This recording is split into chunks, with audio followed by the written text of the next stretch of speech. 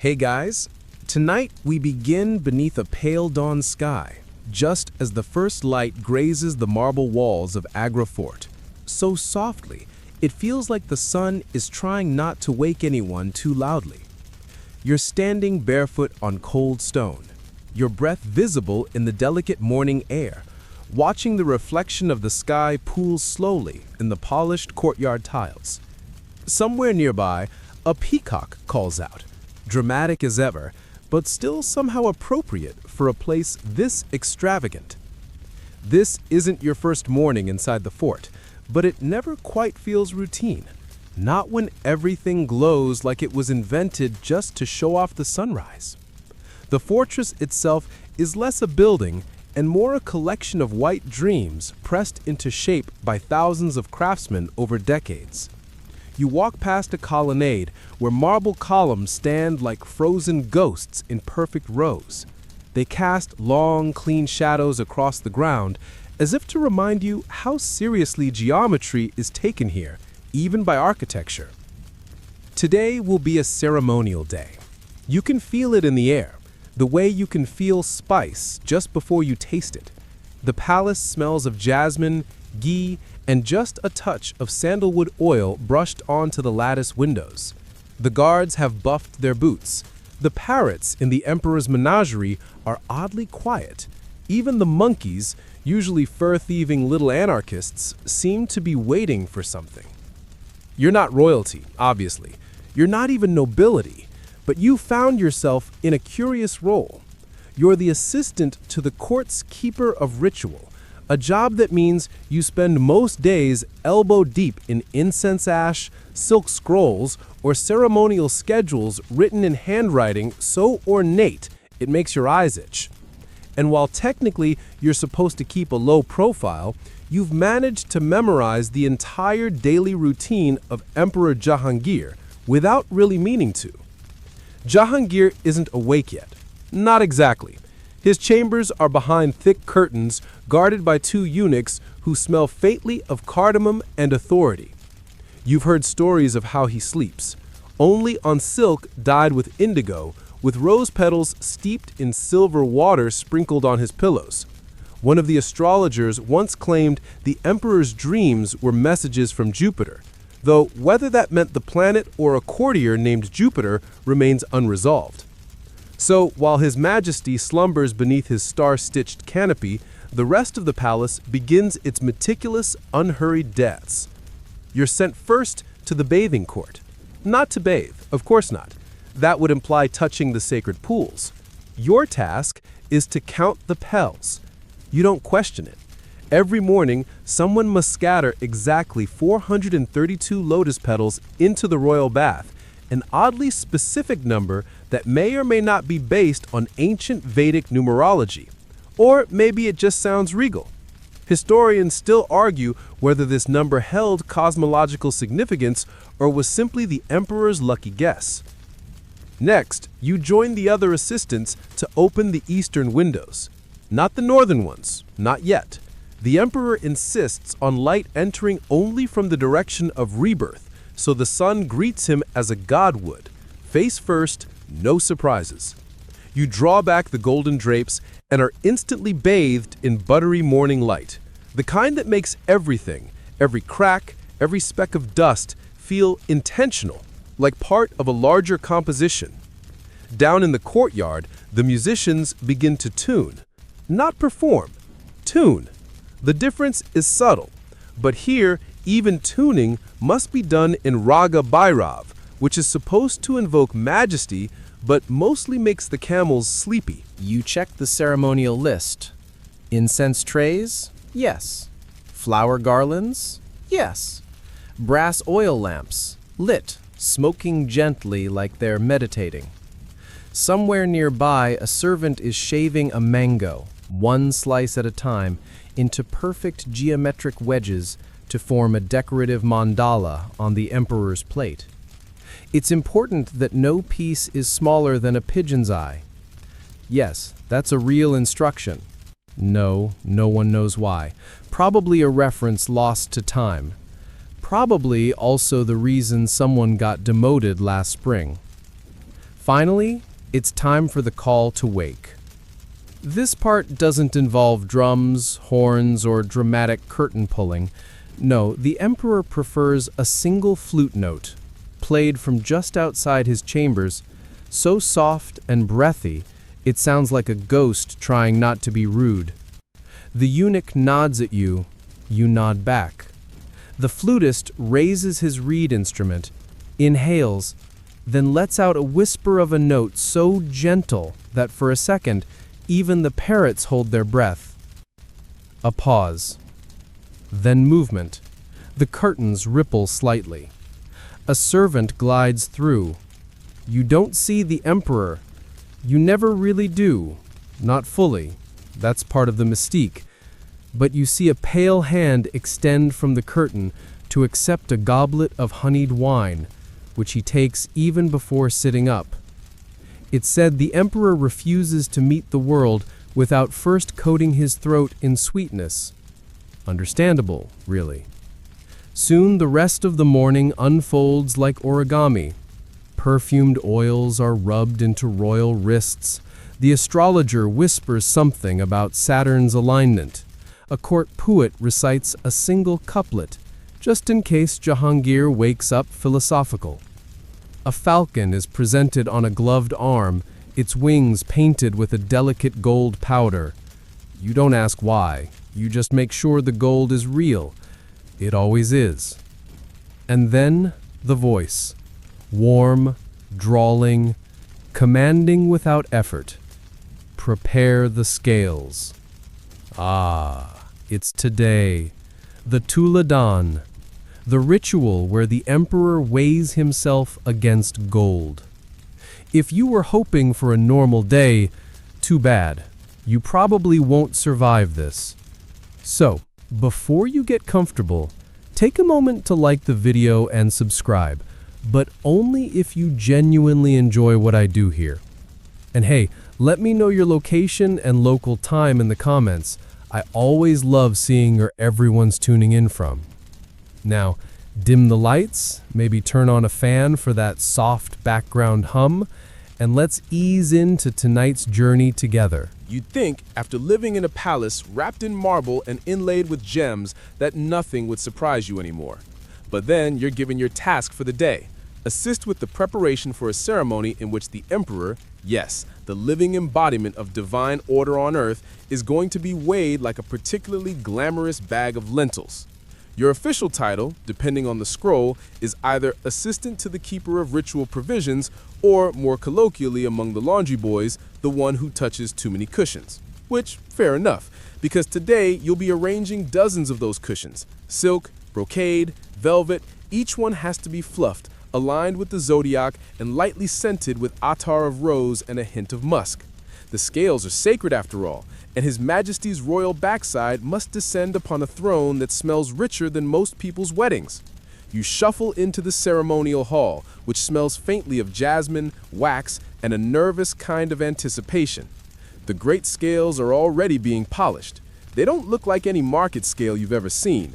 These are massive, suspended from a carved sandalwood frame, painted in deep vermilion and edged in delicate floral gold.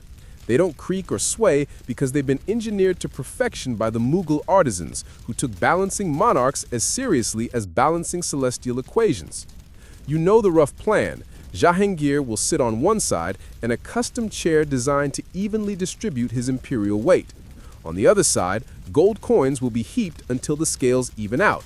Only then will the ritual be complete and the gold distributed to the poor, or occasionally to courtiers who smile just a little too quickly. You begin by unfolding the ceremonial silks. They must be laid over the seat in a specific order. First the red for strength, then the blue for wisdom, and finally the cream-colored one, embroidered with tiny elephants, each bearing a tiny emerald howdah. No one's quite sure what the elephants are for. Historians still argue whether the motif symbolizes divine memory or just the emperor's well-known fondness for trunked creatures. Your superior arrives just as you're adjusting the final cushion. He squints at the symmetry like it owes him money, then nods once, satisfied. "It will do," he murmurs, as if this were a recipe for lentil stew and not a ritual worth more than the GDP of a medium-sized kingdom. Next come the scribes. They bring scrolls listing Jahangir's weight from the previous ceremonies. Not his exact weight, mind you, but the equivalent gold mass, a distinction that's both technical and, frankly, evasive. The numbers are impressively high. Last year's total required gold coins from 3 provinces, plus some emergency jewelry borrowed from the Queen Mother's personal vault. You help carry in trays, wooden, lacquered, velvet-lined, each bearing tiny pyramid stacks of gold mohurs. The coins are heavy and warm from the sun. Some are newly minted, others visibly older, their engravings worn down by decades of courtly circulation. You pause to admire one particularly odd piece, a coin featuring a lion holding a rose in its mouth. Commemorative, the tray bearer shrugs. He had a dream about it once. Each tray is placed with the precision of a chess move. The gold must be arranged not just for weight, but for beauty.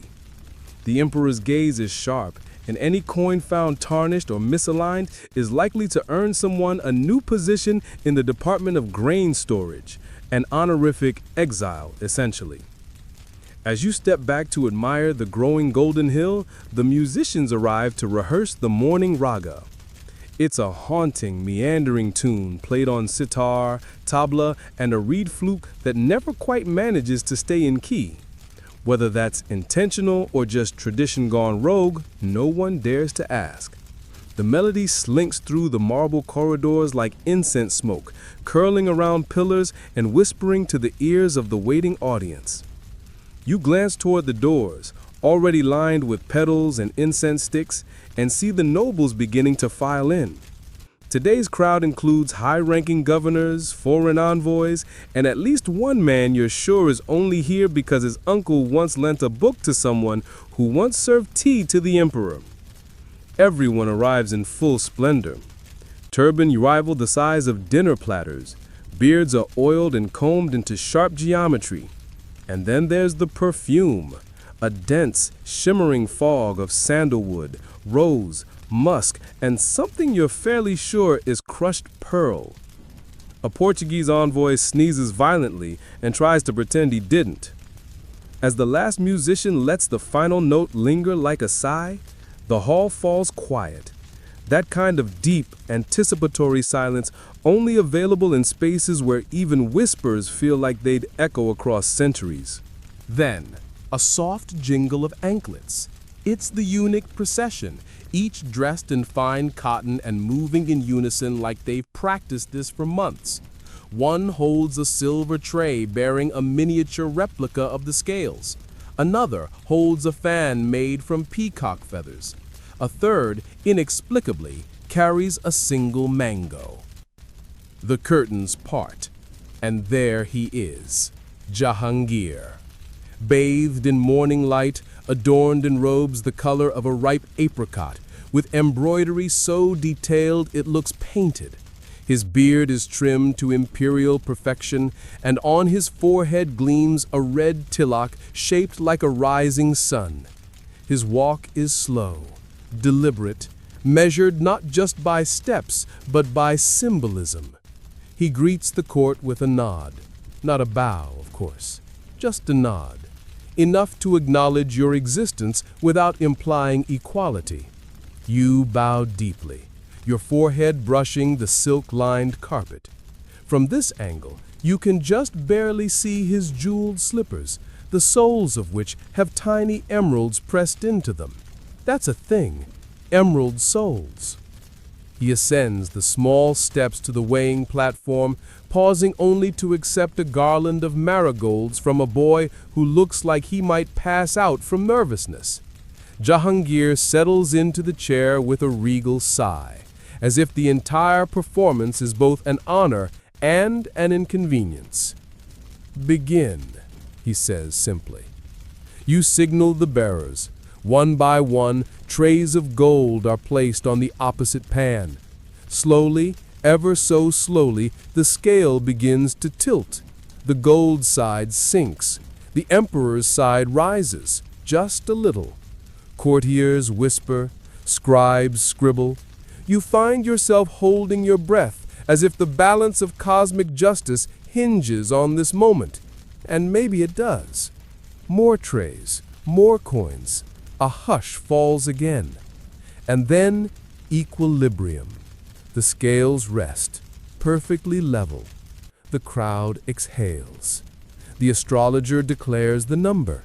This year, it seems, His Majesty weighs just slightly more than last year.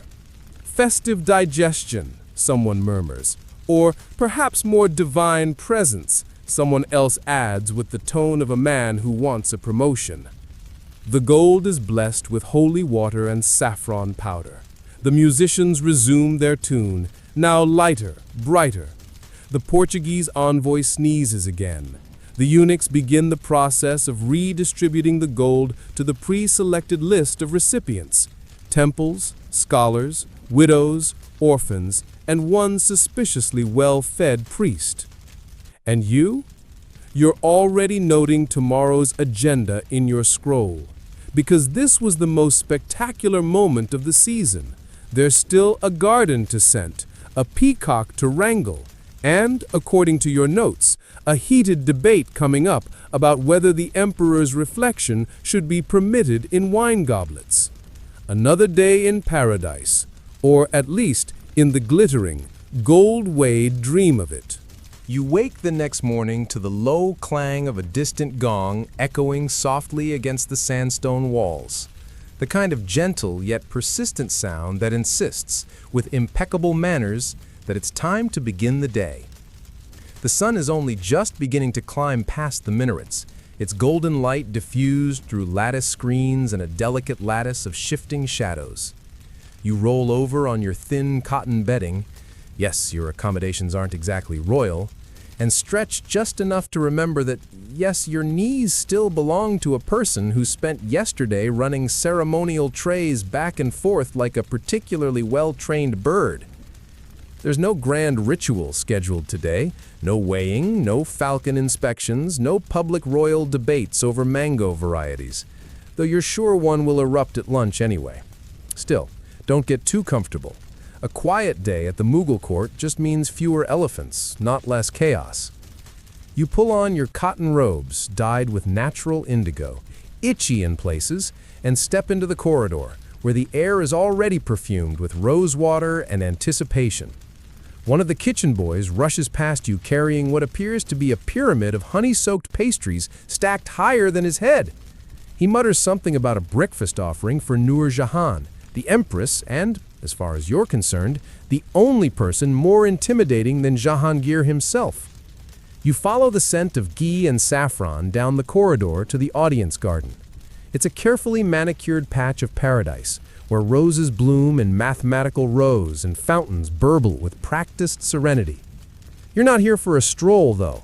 Today you're helping prepare the emperor's mid-morning durbar, an informal court session where he sits in his jaroka, or balcony throne, and accepts the adoration of those lucky, or unlucky, enough to secure a place below. Your first job? Sandalwood paste. Not for your own use, of course. You haven't earned that privilege. No, you're helping the court perfumers crush and mix it to just the right consistency before smearing it onto the carved wooden throne, so that when His Majesty reclines, he is met only with the soothing scent of divine authority and forest elegance. As you kneel beside the paste bowl, a fellow assistant whispers that today's durbar will feature a curious gift, a mechanical bird sent by the Safavid court. Supposedly, it flaps its wings and sings when wound up with a tiny golden key. Or explodes, your friend adds. You both chuckle, a little too nervously. The Jaroka itself is a masterpiece of Mughal design, delicately carved marble balustrades, shaded with gold-threaded awnings and framed by climbing vines that have been aggressively trained into submission by the palace gardeners. The emperor will sit here, high above the gathered masses, radiating benevolent distance while the officials below sweat quietly in the sun. You take a moment to peek out from behind the screens. Below, the crowd is gathering. Petitioners, traders, scholars, diplomats, and the ever-present noblemen adjusting their turbans, like they're auditioning for a miniature drama about hat etiquette. A few hold elaborate scrolls, others bring boxes wrapped in silk. One has a small goat. The goat is wearing jewelry. You don't ask. Back inside, the herald is rehearsing the announcement of names. You can hear him pacing and muttering, reciting each noble title like it's part of a sacred spell. Mirza Abu Talib, Grand Keeper of Elephants.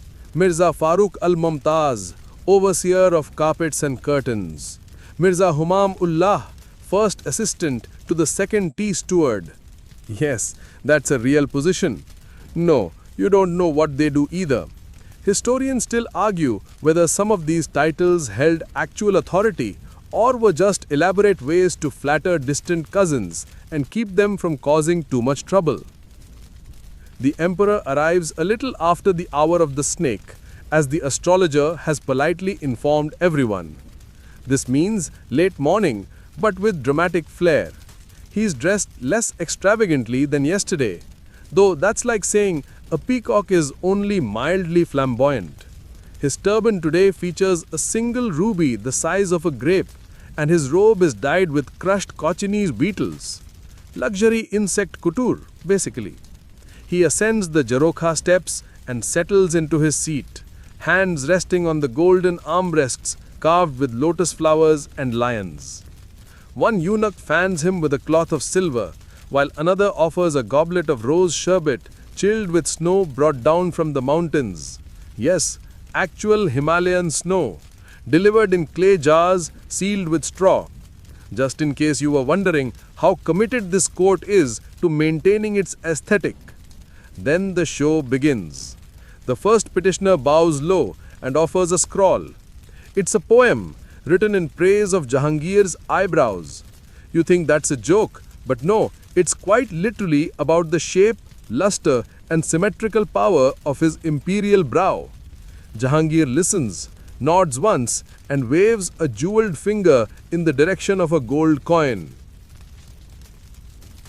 The next petitioner is more serious, a merchant, claiming that his goods have been unfairly taxed by a regional governor.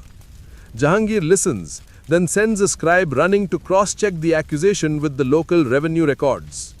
This court may be theatrical, but it's not all sparkle.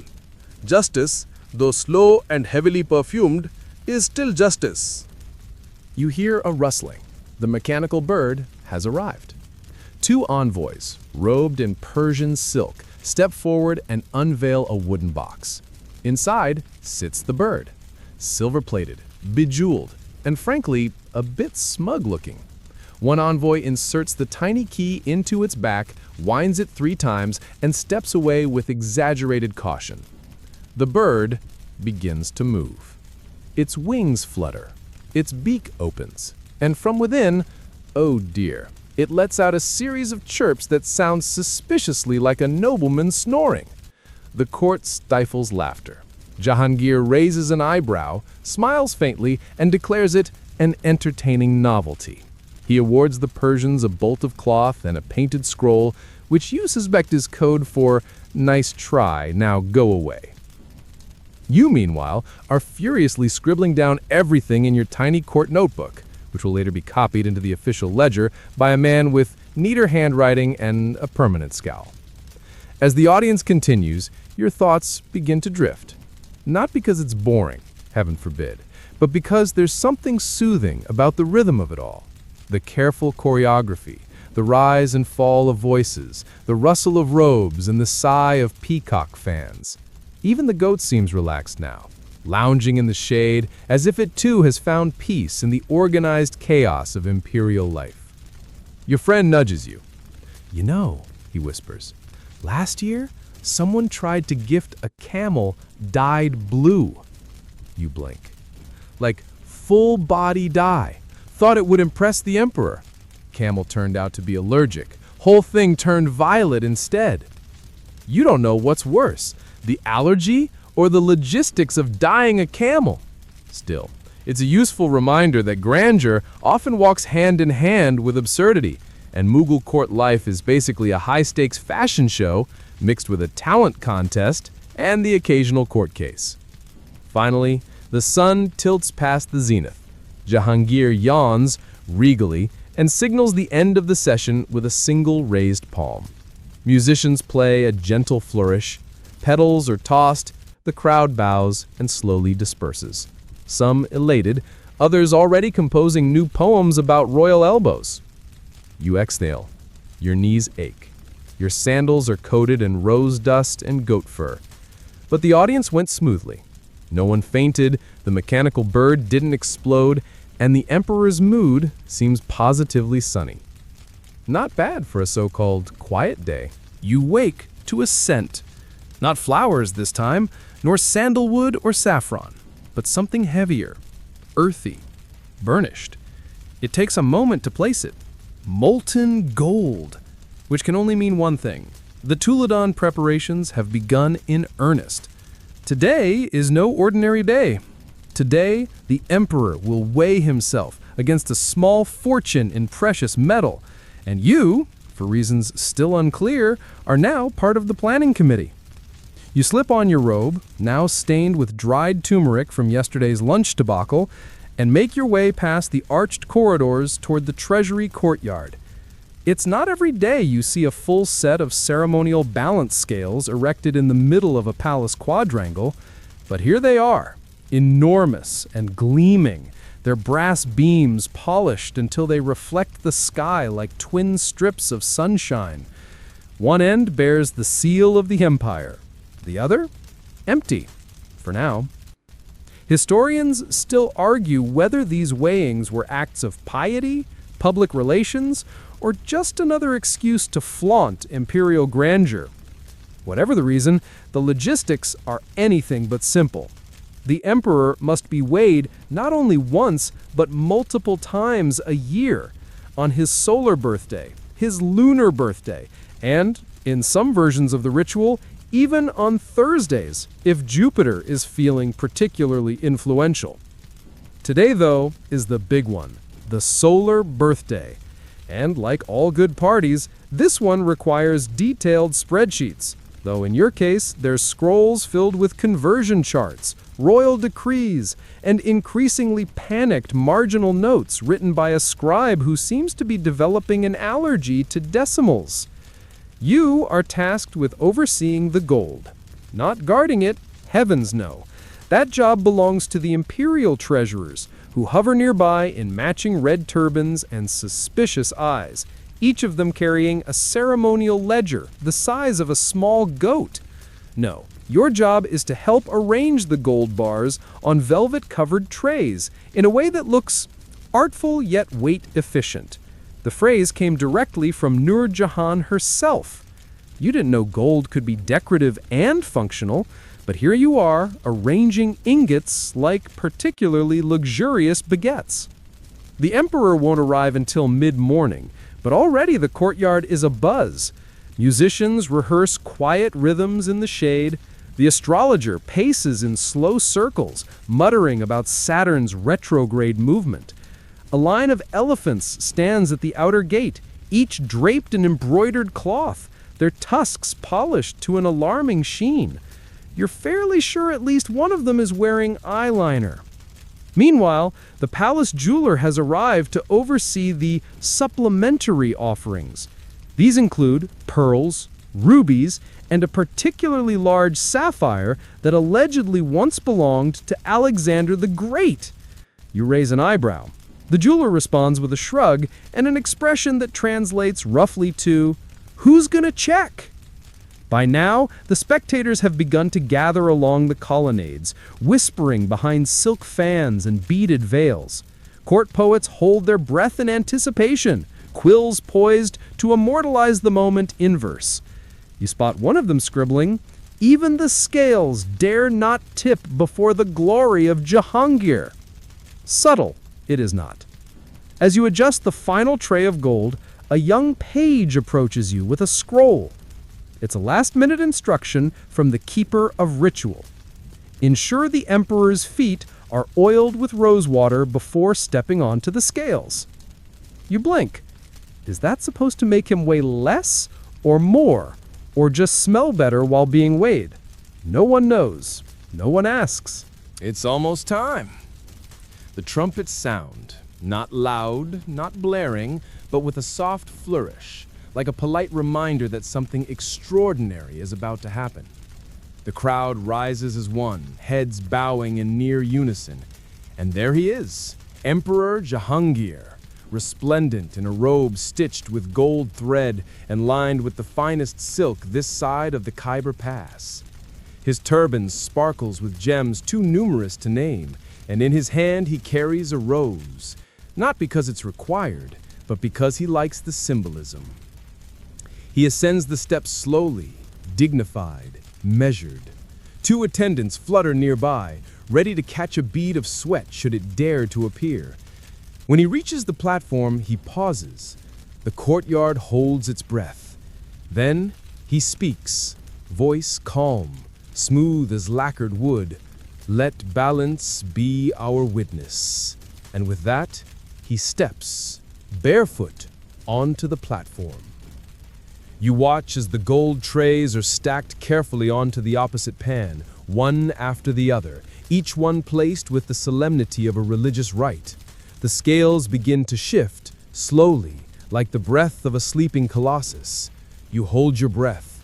The crowd leans forward, still shifting. Still, until perfect balance. The crowd erupts, not in cheers, but in a rustle of whispered awe, as if the act of weighing divinity must be met with reverent silence.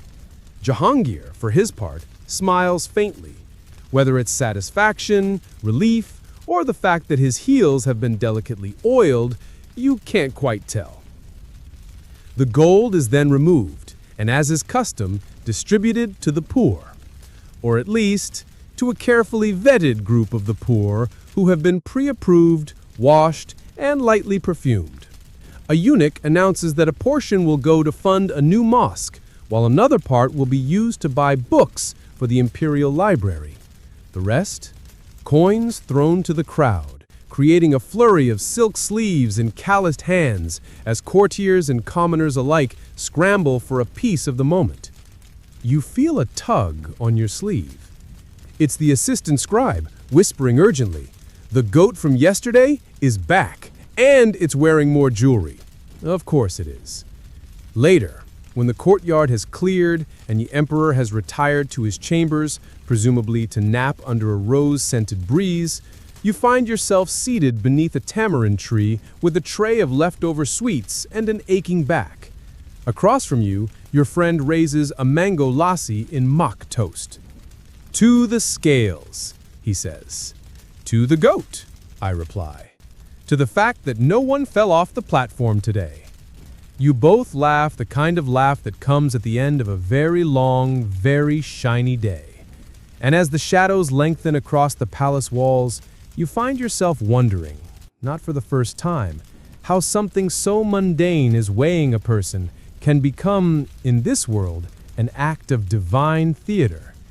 It's almost comforting, really. In a court where even boredom wears brocade, at least the scales still obey gravity. You're not entirely sure how it happened, but somehow, by virtue of not stepping backward fast enough, you've been enlisted to help with one of the most complicated and, let's be honest, mildly absurd parts of the Mughal court calendar: the preparation of royal perfumes. Yes, perfumes. Dozens of them. For the emperor's personal wardrobe, for the bed linens, for the imperial ink, and possibly even for the pigeons, though no one has confirmed this last bit out loud. The perfume atelier, yes, it's called an atelier because Smell Lab didn't have enough gravitas, is tucked behind a row of orange blossom trees that seem to permanently smell like a poetic exaggeration. Inside, shelves line the walls, stacked with tiny glass vials and earthen jars labeled in graceful Persian calligraphy. Some contain rose oil, others hold sandalwood essence, and still others are more mysterious. Powdered deer musk, resin from trees that haven't existed in living memory, and yes, what one assistant claims is distilled rainwater from the monsoon that greeted Akbar's birth. How, you ask? Very carefully, he replies. You're assigned to grinding petals. Not glamorous, But then again, nothing about pestle work has ever screamed gory. Still, the rose petals are fresh, delicate, and suspiciously vibrant, as if they were coached beforehand to perform well under pressure. Your task is to turn them into a paste that will then be strained, infused, and diluted until it becomes the famed attar of roses, the emperor's preferred scent, worn behind the ears and inside the cuffs, a fragrance subtle enough to declare, "I am powerful, but I also smell like a gentle dream." The perfumer in charge, Master Rakhmat, has a beard that forks like a scholar's quill and a voice like melted dates. He leans over your shoulder, nods at your crushing technique, and says, "More wrist, less elbow." The roses respond to grace. You resist the urge to respond sarcastically. You're here to learn. Also, you still have powdered gold under your fingernails from the Tuladan and would like to avoid being reassigned to goat cleaning duties. As you work, he lectures. The Emperor, Rakhmat says, believes that scent is the soul's memory. He says a great man should leave a fragrance behind, not just a name. You nod along. It sounds poetic, but also, as you glance at the shelves, expensive. A single drop of pure oud oil costs more than your entire annual wage, assuming you ever got paid in money rather than papayas. You ask where all these exotic ingredients come from, and Rakhmat smiles like a merchant about to unveil a treasure chest. Some are from the Malabar coast, others from Arabia. The best ambergris from the belly of the sea. The best camphor from a tree that grows only in China. And the most powerful jasmine, that comes from our own fields, picked before dawn while dew still clings to the petals. He pauses, then adds, historians still argue whether the emperor's night oils include a drop of civet. You wrinkle your nose. Yes, he confirms. It's complicated, but very royal. Just then, another assistant rushes in carrying a covered bowl and a deeply serious expression. The Empress's bath blend is off. Too much saffron, not enough serenity. You don't know how one quantifies serenity in fluid ounces, but Rakhmat nods solemnly and instructs him to add 1 drop of blue lotus and whisper a poem to the bowl. Only the short poem, he warns. The long one makes the scent cling too long. You begin to suspect that perfume making at this level has crossed into the realm of mysticism. After a while, you're told to help prepare the incense cones. This is a more precise operation than you expected. You're handed a narrow brass mold and a mixture that includes frankincense, honey, sandal dust, and what appears to be ground seashells. The cones must be shaped identically, dried in shade, and stored in silk pouches. They'll be used during evening meditation rituals, or when the emperor wants to contemplate the shape of time, which sounds philosophical, but mostly involves staring at a bronze sundial while sipping jasmine tea. Later, the eunuch from the treasury arrives. He holds a scroll marked with the emperor's seal and a faint whiff of vetiver. The message is simple. The emperor requires a new scent for the month of Shaban, something evocative of dawn, but with a memory of thunder. Rakhmat closes his eyes. That means fresh, but dramatic. You're sent to fetch neroli, lime peel, and a pinch of dried marigold. When you return, he's already heating a tiny copper pot over coals, measuring drops like a poet edits syllables. The concoction simmers for a moment before he adds a single clove and waves his hand over the rising steam. He inhales, then nods. Yes, he murmurs. It smells like ambition waking up. By now, your senses are overwhelmed. Everything smells like everything else. Roses in your hair, musk in your cuffs, sandalwood in your nose. You've become part of the scentscape, just another note in the olfactory symphony of court life. During a break, you step outside to clear your head. The courtyard is quiet now, save for the soft chirp of birds and the occasional snort of a camel being loaded for a distant trade expedition. You spot a peacock preening in the sun, its feathers catching the light like oil on water. You wonder if the royal perfumers have ever tried to bottle that peacock arrogance in liquid form. Surely they've considered it. A guard passes by, sneezing. "Jasmine season," he explains. You nod, suddenly aware that your own skin probably reeks of about 7 florals and an unconfirmed quantity of deer musk. You're a walking potpourri. By late afternoon, your hands are stained yellow with turmeric resin, your wrists ache from grinding petals, and your head swims in aroma. But the task is nearly done. The emperor's oils are poured, his incense stacked, and the empress's bath blend has, mercifully, passed inspection after someone remembered to add moonflower essence. As you help pack the tiny vials into their velvet-lined case, Rockmit gives you a rare compliment. He says, "You have a good nose, not just for scent, but for patience." You smile, then sneeze. He chuckles. "That means you're ready." Ready for what, you're not sure. Another day in the atelier? A promotion to pedal wrangler? Or perhaps, dare you dream, a day off? Doubtful. But in the Mughal court, you've learned, one never knows what fragrance tomorrow will bring. You've always thought breakfast should be simple. Maybe a piece of flatbread, some dates, perhaps a cup of warm goat's milk if the morning was kind. But simplicity, it turns out, does not reside within the gilded walls of the Mughal court. Here, even a sunrise snack demands choreographed elegance, and the imperial breakfast is less of a meal and more of a diplomatic statement glazed with honey and saffron. The emperor's first meal of the day begins before dawn, not with eating, of course, but with presentation. A narrow corridor that you once thought led nowhere suddenly opens into a domed chamber filled with chefs, servers, scribes, astrologers, and one deeply judgmental food taster. In the center stands a table so elaborate you're fairly sure it's never been used for anything practical. The gold leaf is peeling in one corner, probably from the condensation of too many chilled melons. Today, you've been invited, or rather voluntold, to assist the kitchen steward with breakfast arrangements. Not because you've shown any culinary prowess, but because the steward's apprentice got a nosebleed from sniffing too much saffron and is now banned from anything aromatic. So now, you, with 0 cooking experience and a mild fear of hot oil, are responsible for assembling the morning tray.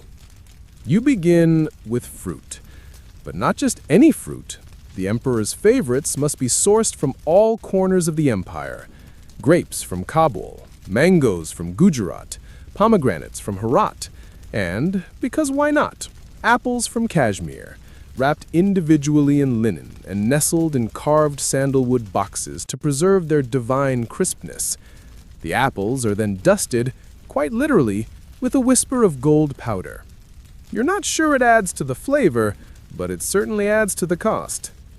Next comes the porridge, or rather the imperial khichdi, a delicate blend of rice, lentils, clarified butter, and a dash of nutmeg. One version is sweet, topped with pistachio and rosewater. Another is savory, with just enough chili to stir the blood without disturbing the emperor's digestion. You're assigned to carry the spoon used to stir the pot. Yes, just the spoon. Apparently, the utensil has its own court rank. The main dish, if anything at a Mughal breakfast can be called that, is a platter of kebabs so tender they threaten to dissolve before they hit the plate. One legend says the emperor's grandfather, Babur, once complained about the toughness of a goat and demanded meat soft enough for a man with no teeth. And thus was born the melt-in-your-mouth kebab, now served with the reverence of a holy relic. The astrologer appears, squinting at the sky through an amulet. "No onions today," he declares solemnly. "Mars is agitated." You blink, then discreetly remove the onion chutney from the tray. The food taster scowls, but obeys. Historians still argue whether these astrological food bans were sincerely believed or simply convenient tools of palace intrigue. Either way, no one risks ignoring them. Not after what happened to the pickled eggplant last spring. No one talks about the eggplant anymore. The emperor enters with the subtlety of a sunrise. His robe shimmers in peach and silver, matching the faint blush of dawn outside. He is followed by his falconer, his calligrapher, and a small boy whose job appears to be adjusting the cushions. You stand very still, trying not to look like someone who nearly spilled pomegranate juice on the royal napkin just moments before. The emperor sits. The tray is brought forward. The falcon squawks once, approvingly, and the meal begins. He eats slowly, thoughtfully. Each bite is a performance of deliberation. The food taster samples first, discreetly, and then the emperor follows, nodding occasionally, murmuring praise or issuing cryptic feedback like, "This tastes like a remembered promise." A scribe records that line. It may end up in a poem later. You, meanwhile, are handed the platter of honeyed figs. The instructions are clear: do not tilt, do not speak, and for heaven's sake, do not sneeze. You inch forward like a caterpillar in silk shoes and set the tray down without incident. Success. Just then, a cat saunters into the chamber. No one moves. The cat, white, elegant, and clearly aware of its rank, leaps onto the edge of the table, sniffs a bowl of pistachios, and curls up beside the emperor's elbow. He doesn't flinch. Instead, he offers it a morsel of lamb. The cat accepts.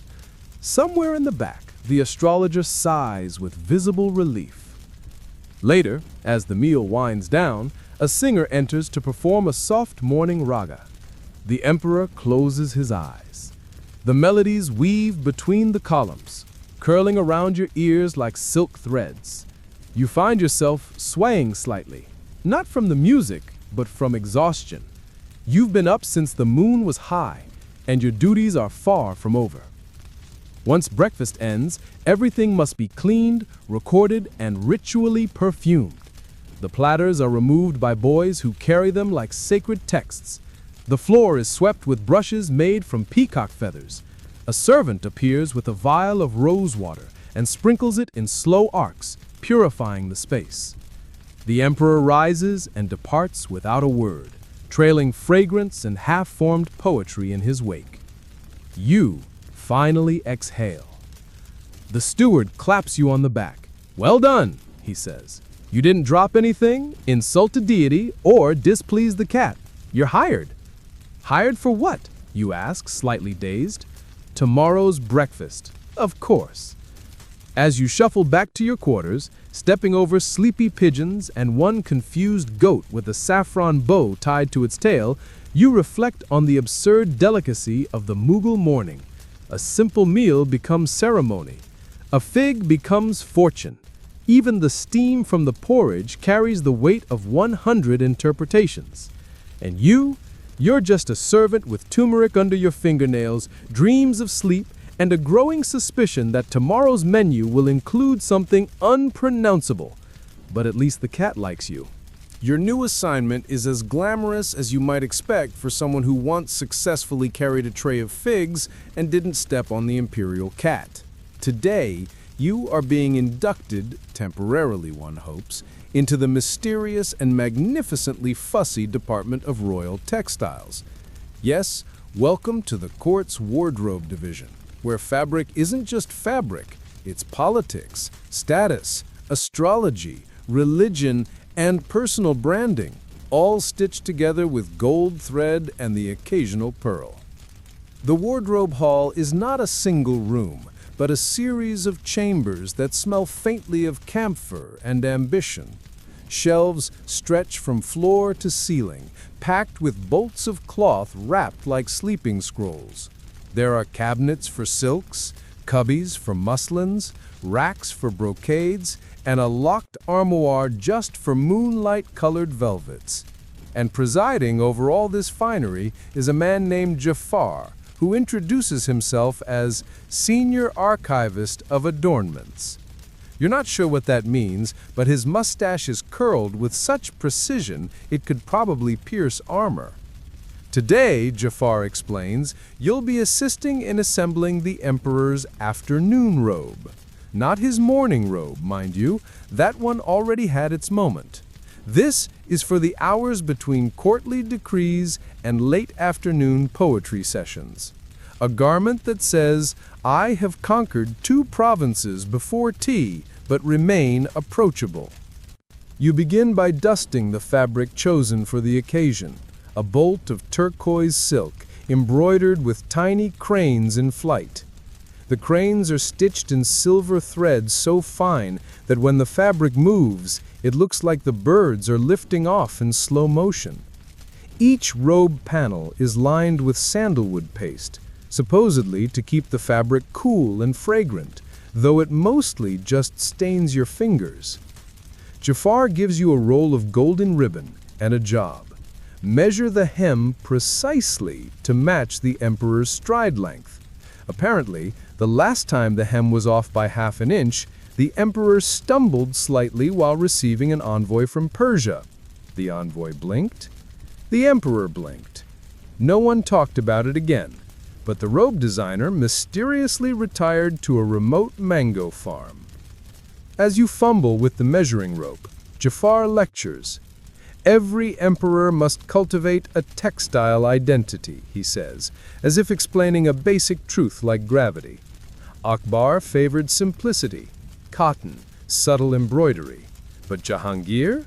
Peacocks and rubies. And Shah Jahan? Silk, so smooth it could shame a summer breeze. You nod like you understand, but your attention is caught by a chest being opened nearby. Inside is something astonishing, a robe so heavily encrusted with pearls it barely folds. Jafar sees your gaze.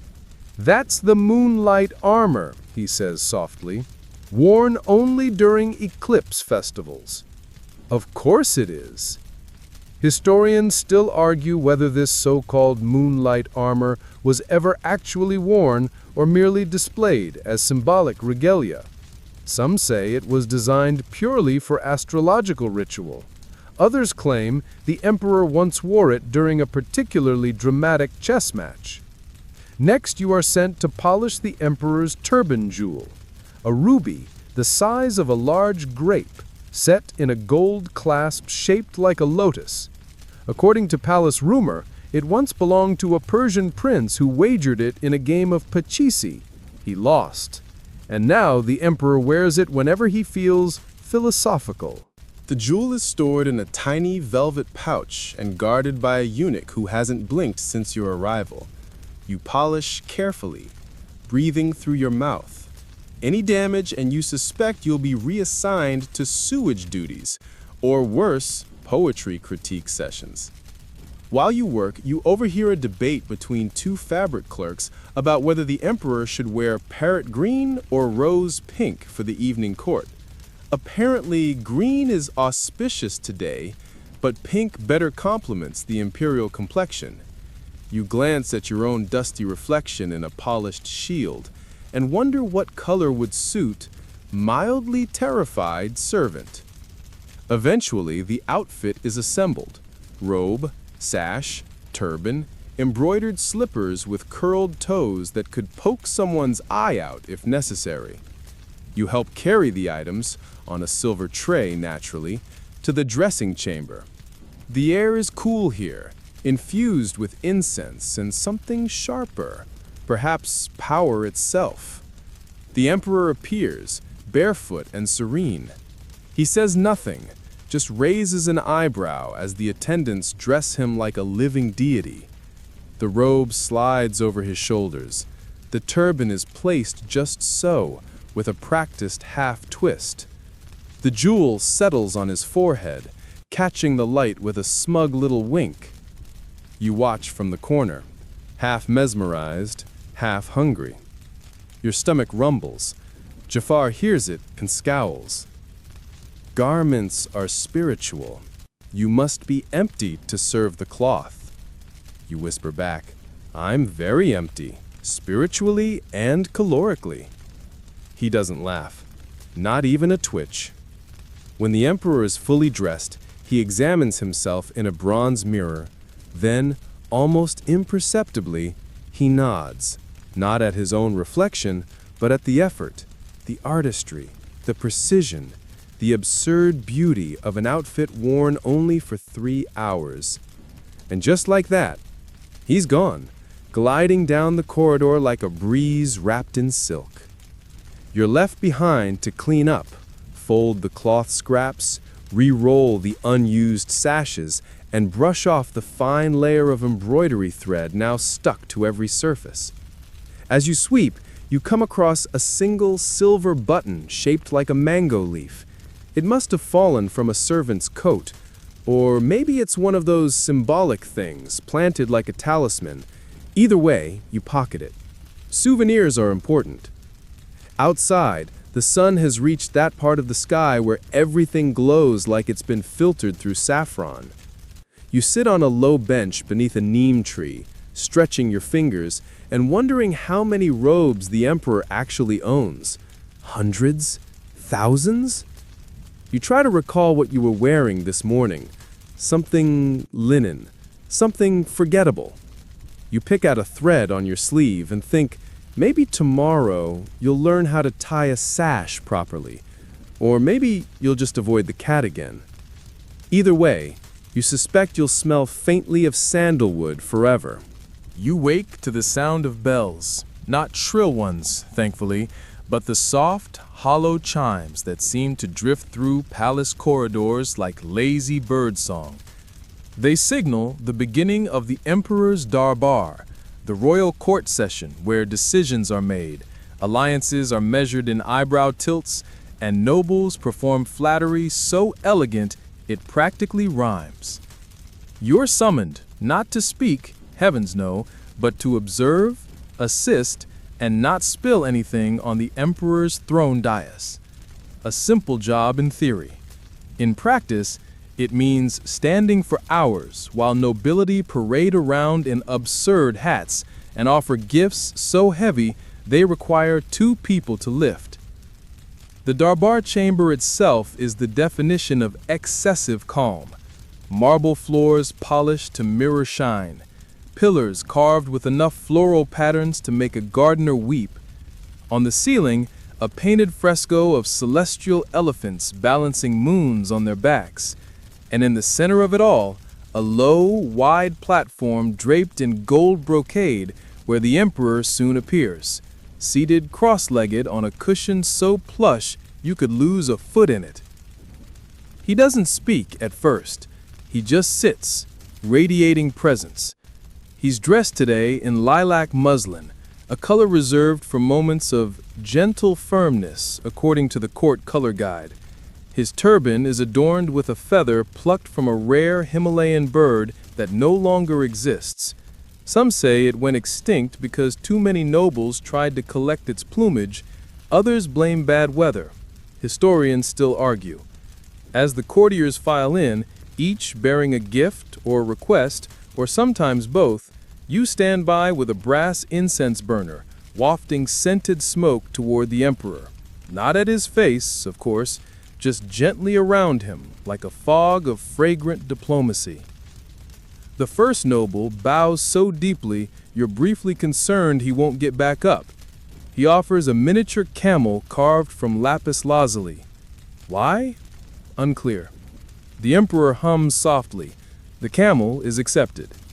Next comes a poet, here to recite a new ghazal about loyalty and mangoes. You catch a few lines. Like the stone clings to fruit, so my soul clings to your verdict. The emperor nods slowly, then gestures for a scribe to transcribe it into the official archives, right beside last week's ode comparing his wisdom to lentil stew. Then comes the astrologer. You recognize him from the breakfast melon fiasco. Today, he holds a scroll detailing planetary alignments and the best day to declare war on a small northern kingdom. The emperor listens, eyebrows raised, and murmurs something about Tuesday sounding too aggressive. The war is postponed. The kingdom, for now, breathes easier. Behind the astrologer is a merchant who's brought a mechanical toy from Europe. a tiny elephant that can walk when wound. It clinks and clanks its way across the marble, drawing quiet gasps. The emperor chuckles. The merchant is rewarded with a ring. You're just impressed the elephant didn't fall over. You suspect you would have. Halfway through the court session, you're asked to fetch a scroll. A small task, but it means weaving through a maze of nobles, each smelling faintly of rosewater and ambition. You move like a breeze through silk, careful not to step on any robes or children pretending to be peacocks. The scroll itself is sealed with blue wax, an indication it contains news from the south. You hand it to a eunuch, who whispers its contents to the emperor. His face remains unreadable. Somewhere, a musician plucks a cautious string. A moment later, a dancer is summoned. She enters barefoot, wearing crimson chiffon that seems to hover more than hang. Her dance is slow, deliberate, the story of a river seeking the sea.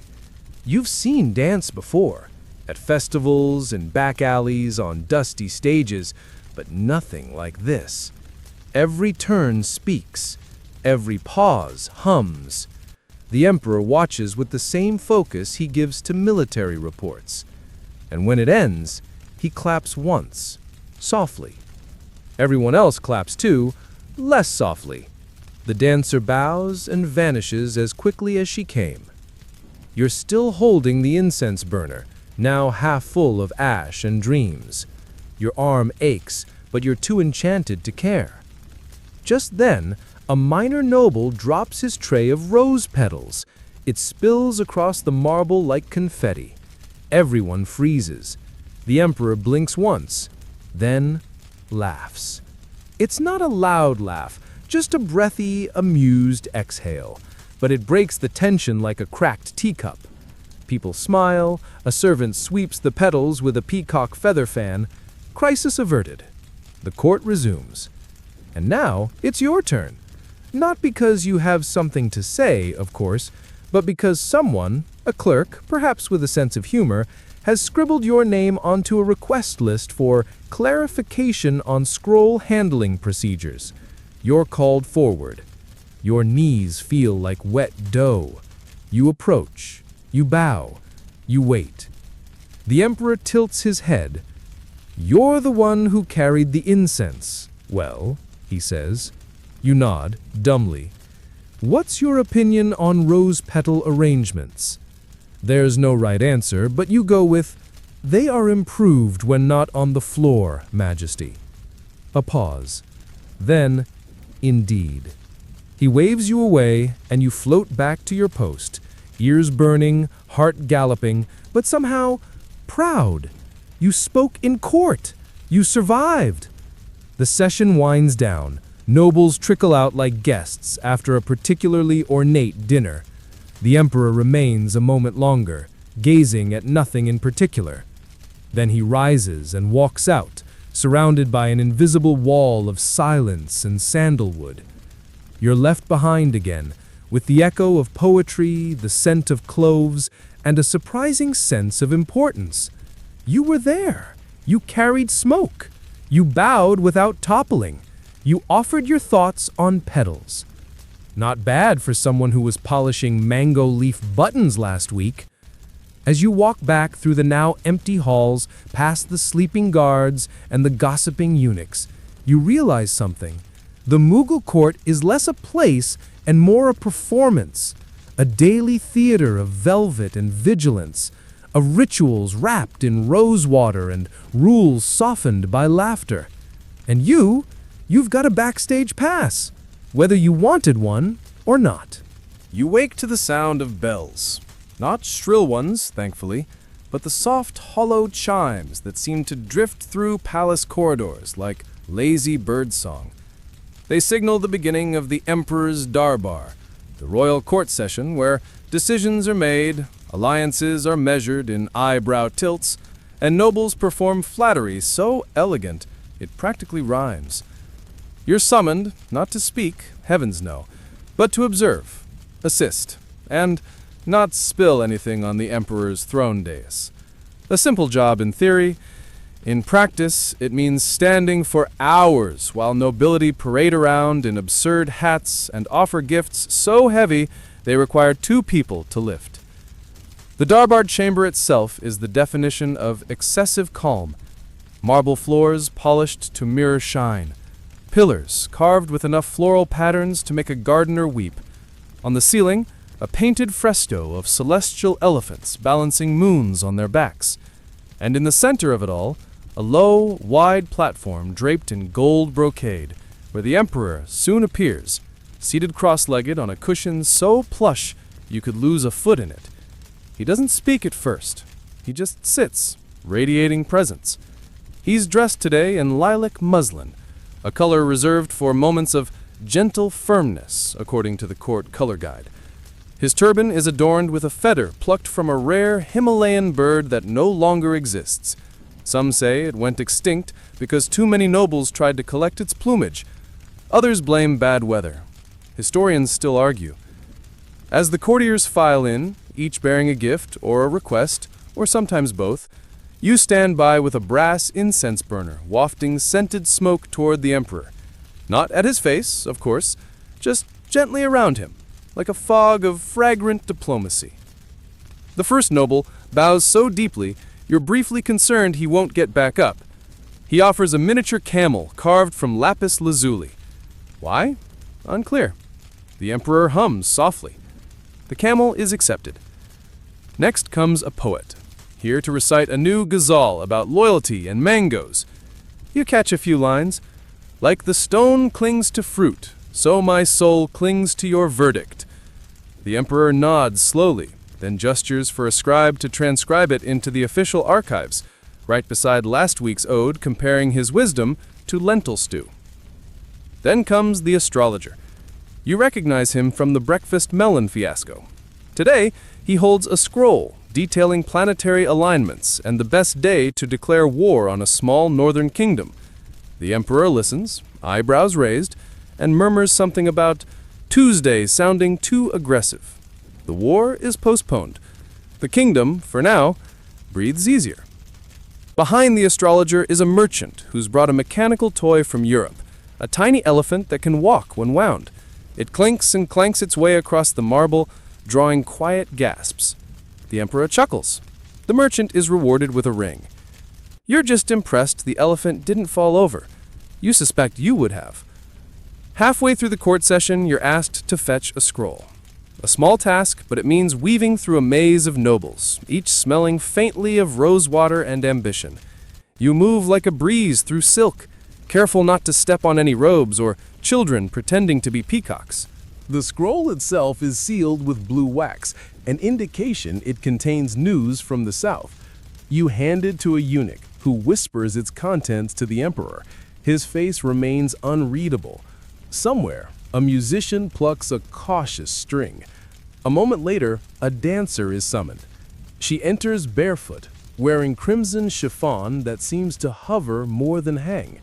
Her dance is slow, deliberate, the story of a river seeking the sea. You've seen dance before, at festivals and back alleys on dusty stages, but nothing like this. Every turn speaks, every pause hums. The emperor watches with the same focus he gives to military reports. And when it ends, he claps once, softly. Everyone else claps too, less softly. The dancer bows and vanishes as quickly as she came. You're still holding the incense burner, now half full of ash and dreams. Your arm aches, but you're too enchanted to care. Just then, a minor noble drops his tray of rose petals. It spills across the marble like confetti. Everyone freezes. The emperor blinks once, then laughs. It's not a loud laugh, just a breathy, amused exhale. But it breaks the tension like a cracked teacup. People smile. A servant sweeps the petals with a peacock feather fan. Crisis averted. The court resumes. And now, it's your turn. Not because you have something to say, of course, but because someone, a clerk perhaps with a sense of humor, has scribbled your name onto a request list for clarification on scroll handling procedures. You're called forward. Your knees feel like wet dough. You approach, you bow, you wait. The emperor tilts his head. "You're the one who carried the incense, well?" he says. You nod, dumbly. "What's your opinion on rose petal arrangements?" There's no right answer, but you go with, "They are improved when not on the floor, Majesty." A pause. Then, "Indeed." He waves you away, and you float back to your post, ears burning, heart galloping, but somehow proud. You spoke in court. You survived. The session winds down. Nobles trickle out like guests after a particularly ornate dinner. The emperor remains a moment longer, gazing at nothing in particular. Then he rises and walks out, surrounded by an invisible wall of silence and sandalwood. You're left behind again, with the echo of poetry, the scent of clothes, and a surprising sense of importance. You were there. You carried smoke. You bowed without toppling. You offered your thoughts on petals. Not bad for someone who was polishing mango leaf buttons last week. As you walk back through the now empty halls, past the sleeping guards and the gossiping eunuchs, you realize something. The Mughal court is less a place and more a performance, a daily theater of velvet and vigilance, of rituals wrapped in rose water and rules softened by laughter. And you've got a backstage pass, whether you wanted one or not. You wake the next day to the soft sound of a reed flute drifting through the palace halls. Not an alarm clock, not a rooster, not even the sound of someone yelling about misfiled scrolls. Just a gentle, meandering tune that seems more interested in taking a nap than calling you to action. Still, you follow it. The music leads you to a garden you've never seen before. That's not saying much. There are more gardens in this palace than there are spoons, and the spoons are counted by the hundreds. This one is smaller, enclosed by a low wall of carved sandstone and bursting with flowering vines that seem to grow in spiral patterns. A few drowsy peacocks strut about, their tails dragging like cloaks after a long banquet. In the center, under a striped canopy, sits a low platform with an array of objects laid out like the props for a mysterious play. Dice, coins, miniature elephants carved from ivory, painted scrolls, and a large golden tray covered with a silk cloth.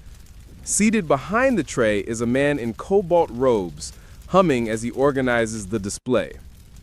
This, you learn quickly, is the Court of Games. You hadn't realized the emperor had an official court just for playing games, but of course he does.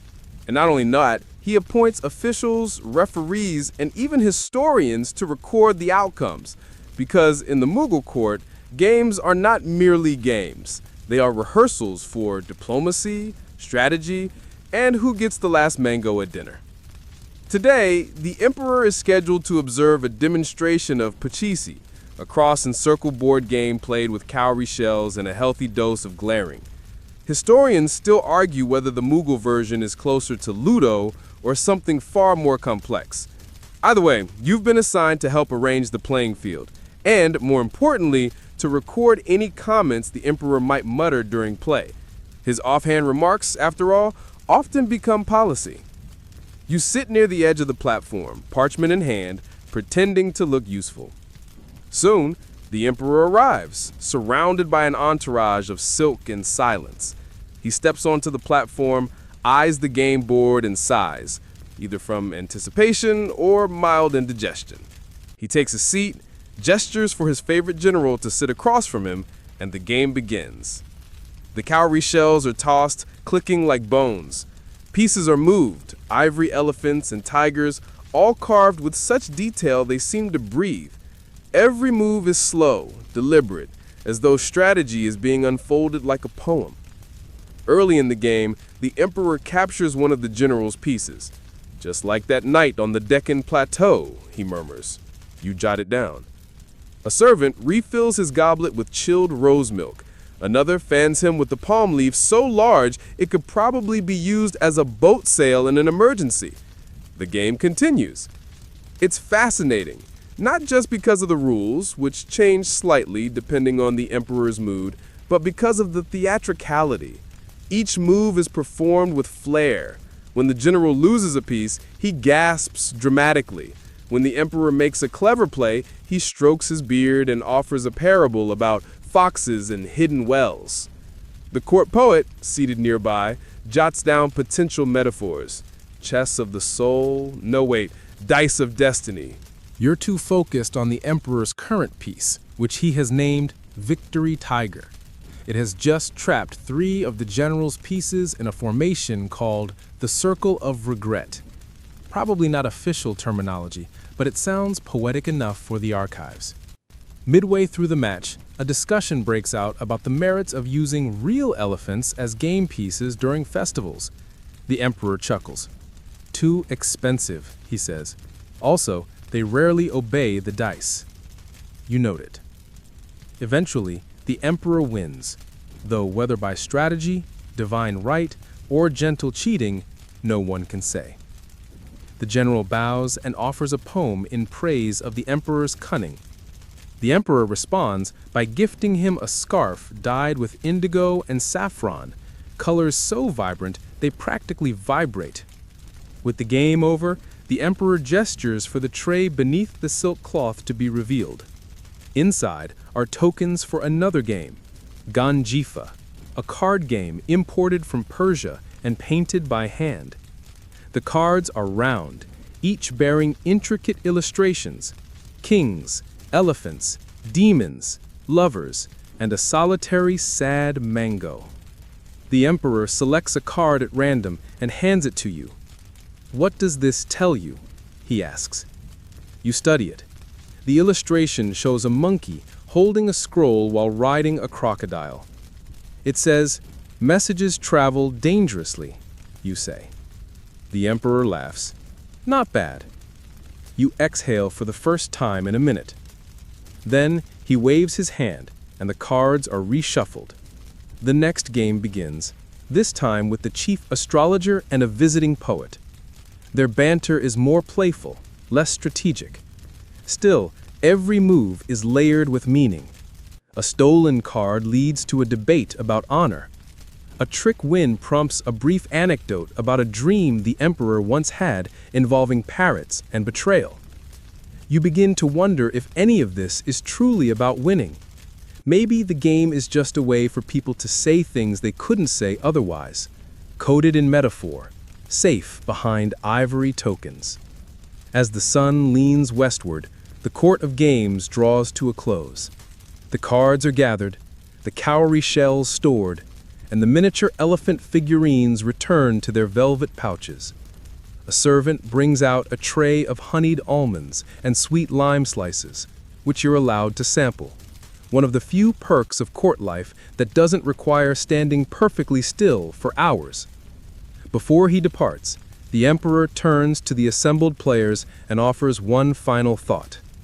In games, as in life, victory is sweet, but the story is sweeter. You scribble that down too. It'll probably end up engraved somewhere. You return to your quarters feeling dazed, not tired, just pleasantly unraveled.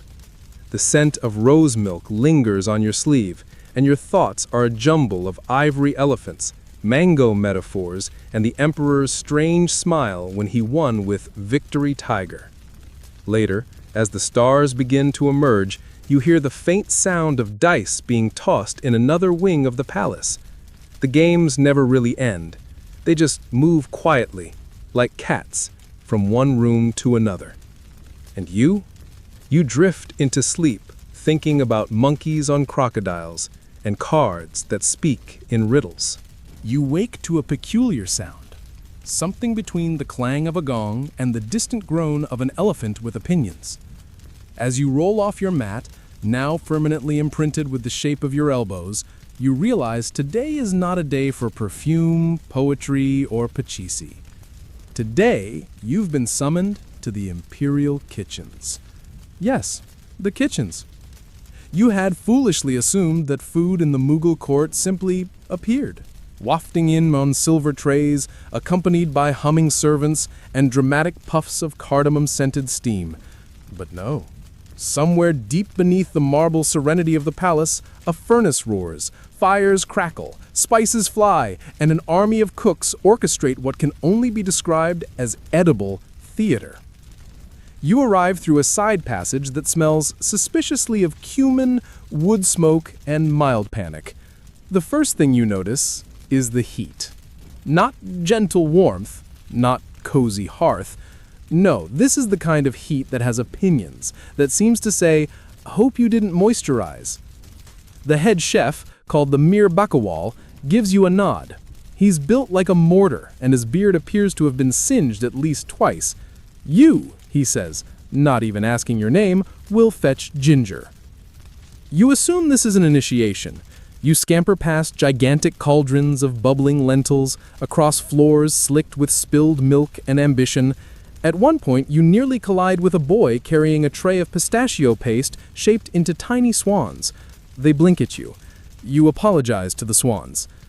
Ginger is eventually located, but by the time you return, the Mir Bakawal has changed his mind.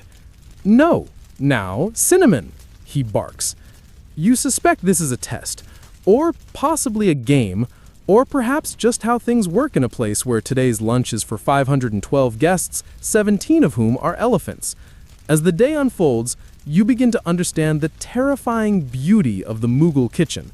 There are entire teams dedicated to just one component of a dish. Someone makes only the dough for naan, someone else only tends to the firewood, and there's an elderly man whose entire life seems to revolve around tempering saffron threads with an expression of monk-like serenity. And the ingredients? You watch someone hand-sort rice grains for uniform size and color. You didn't know rice could have a personality, but apparently some are too round. Historians still argue whether the Mughal obsession with food was about luxury, control, or the art of hospitality. Probably all three. This was a court where banquets could last for 7 hours, and the shape of the cucumber slices was a matter of diplomatic concern. By mid-morning, the focus is on the royal biryani. Not just any biryani, mind you.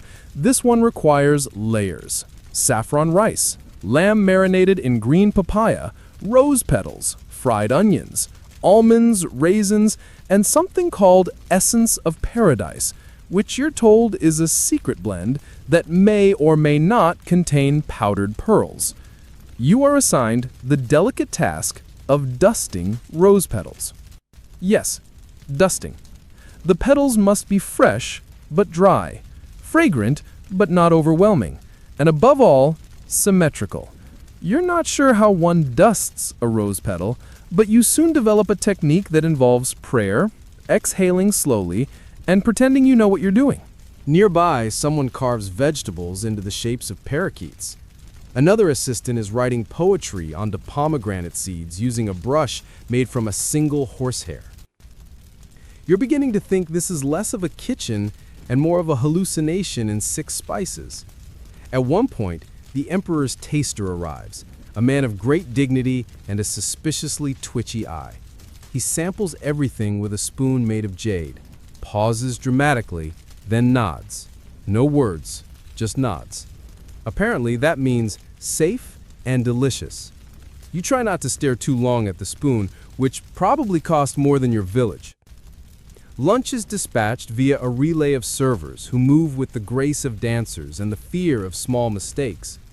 You help carry a tray of sweets, saffron sugar balls dusted with edible silver. You've been warned not to sneeze near them. One sneeze, and it's back to dusting petals. Once the last tray is gone, the kitchen finally exhales. Cooks slump onto benches, wipe sweat from their temples, and swap gossip. Apparently, the emperor has requested something cold and poetic for dessert tonight. The Mir Bakawal sighs. That afternoon, you're sent to the ice chamber. Yes, ice. In India. In the 16th century. You descend a sloped stone passage to a cool, shadowy room where blocks of Himalayan ice, hauled down from the mountains via caravans of exhausted mules and minor miracles, are stored in sawdust-lined pits. You're told to shave some for sherbet. As you chip away at the ice, you marvel at the sheer absurdity of it all. This frozen lump traveled farther than you have, You return with a bucket of snowflakes. The dessert they're making? A pistachio and rose sherbet layered with pomegranate pearls and topped with what can only be described as a gold leaf that has dreams of being a cloud. Later, you learn this dessert has a name: Shab-e-Zard, Yellow Night. It's not meant to be eaten so much as contemplated. As evening falls, the kitchen prepares to wind down. Fires are banked, pots scrubbed, and spices return to their elaborate jars, some carved, some painted, all labeled in Urdu calligraphy, so elegant it looks like it could sing lullabies. The Mir Bakawal gives you a final task. Deliver a dish of cooling fennel seeds and sugar crystals to the emperor's personal chamber, a digestive treat. You cradle the silver bowl like it's a holy relic. Along the way, you pass a group of musicians rehearsing. One plays a tune that sounds oddly like the scent of cardamom might if it had a voice. You're not sure if it's the sugar crystals or the music, but you suddenly feel lightheaded. You reach the emperor's chamber just as the stars begin to blink in the velvet sky. A eunuch accepts the bowl with a nod, and you are dismissed. Walking back through the now silent kitchens, you pause. You inhale. The scent of cumin, saffron, rose, and ghee clings to your tunic like a story you'll never quite finish telling. You smile, because somehow you were a part of this great edible empire. You dusted roses. You fetched ancient ice. You didn't drop the silver bowl. And maybe, just maybe, tonight, when the emperor dreams, he'll dream of something fragrant, something golden, something shaped like a parakeet. The next morning, you're awoken not by music, not by servants, not even by the distant groan of a well-fed camel. No, today you're jolted upright by the unmistakable thump of a large, serious book being dropped directly onto your chest. It's a folio, gilded edges, heavy enough to double as light armor in case of literary warfare. You blink up at the person responsible, a young record keeper with spectacles so tiny they might as well be painted on. "The Emperor requests your assistance in the Hall of Gifts," he says, with all the urgency of someone asking if you'd like more lentils. You mumble something between a yawn and a prayer, and off you go. The Hall of Gifts, as it turns out, is not one hall, but 7, each one more opulent, confusing, and weirdly scented than the last. It's where tribute is processed, documented, and displayed. Every envoy, merchant, and distant cousin of royalty who visits the Mughal court comes bearing gifts. And not just the sort of gifts you politely nod at and re-gift at winter festivals. We're talking elephant armor, singing gemstones, a carpet so intricate it allegedly took 20 years to weave and still has a hidden bird no one's been able to find. Today, your job is to assist in cataloging the newly arrived tributes from the Kingdom of Bijapur. Apparently, their sultan has a flair for showmanship. He sent an entire traveling menagerie, several scrolls of silk painted with erotic poetry, which you pretend not to glance at, and, perhaps most confusingly, a live goose that's been trained to bow. The goose bows at you. You bow back. The scribe with the tiny spectacles sighs. Don't encourage it. You're given a wax tablet and stylus to begin the record keeping. As gifts are brought forward, you must describe them in precise, respectful language. This proves harder than you expected. One item is labeled a celestial sphere that rotates when sung to. You try singing to it. Nothing happens. A courtier suggests maybe it only responds to certain ragas. Another proposes that it's broken and should be repurposed as a fruit bowl. You record it as mysterious bronze globe of uncertain talents. Next comes a massive sapphire the size of a mango. It glows faintly. You're warned not to touch it too long as it might remember you. You don't ask what that means. Historians still argue whether such gems were purely ornamental or whether they carried encoded messages, secret astrological data, or just a very strong sense of self-worth. Then comes the musical box. It's carved from sandalwood and inlaid with turquoise. When opened, it plays a lilting tune that sounds suspiciously like the imperial anthem played backward. This causes some mild concern. A royal whisperer is summoned to ensure it's not a hex. She listens, nods once, then declares, "No curse, just poor tuning." Still, you file it under box, musical, possibly seditious. As the day wears on, the gifts get stranger. A set of golden teeth, not worn, never worn, you're told, but meant for display on a velvet cushion. Symbol of biting wit, someone offers. You don't laugh, just write. A chessboard where the pieces are carved to resemble famous courtiers. The emperor's figure is, unsurprisingly, larger, shinier, and apparently detachable from its base to be used as a signet stamp. And then, perhaps the most elaborate item of the afternoon, a mechanical bird. It's silver, covered in delicate filigree, with rubies for eyes and a winding key at the base. You turn the key cautiously. The bird flutters its wings, opens its beak, and chirps, then recites a poem about monsoon clouds and separation anxiety. Everyone applauds. You record it as automaton, avian, prone to poetic lamentation. The gift master overseeing this entire operation, a man named Saeed Rafi, takes his role extremely seriously. He believes every gift is a symbol, a message, a metaphor wrapped in silk and sprinkled with sandalwood. You can learn more from a man's gift than from his speech, he declares, which explains the anxiety currently swirling around one particular gift, a box containing nothing but a single white feather. You're asked to write something neutral. You settle on feather, purpose open to interpretation, may symbolize peace, surrender, or an incomplete chicken.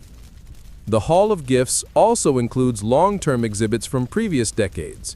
You sneak off during a break to explore. You find the legendary mirrored armor of a visiting Persian prince, rumored to blind his enemies during battle by dazzling sunlight off his shoulders.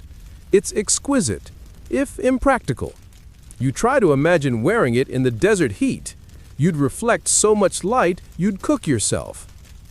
There's also a painting of a giraffe, allegedly gifted by a sultan of Zanzibar. It's beautifully rendered, long eyelashes, awkward pose, regal neck, but you note that whoever painted it had clearly never seen a giraffe. The proportions are ambitious. One corner of the hall is dedicated to fragrance. Tiny vials, hundreds of them. Scented oils, perfumes, distillations from flowers that only bloom at midnight on mountains you've never heard of. You're told the emperor once ordered an experiment to determine which scent produced the most favorable dreams. Results were inconclusive, but sandalwood and vetiver tied for most likely to make one forget taxes. Before you leave, a servant hands you a small parcel wrapped in brocade. She says, "His Majesty wishes to test your descriptive talents." Inside is a rock. A rock. Smooth, oval, gray, very rocky. You stare at it for a long time. Then you write, "Stone, possibly from the Ganges or an overachieving courtyard. Wears its simplicity like a crown. Cooling to the touch. Dreams of becoming part of something greater." You hand over the tablet, expecting ridicule. Instead, the servant smiles. He'll be pleased. You leave the Hall of Gifts wondering how many secrets are stored within those velvet-lined chests and silk-wrapped mysteries. Every item whispers something about the giver, the receiver, and the strange dance of power, respect, and subtle bragging that defines empires. That night, back in your room, you find the goose waiting for you. It bows. You bow back.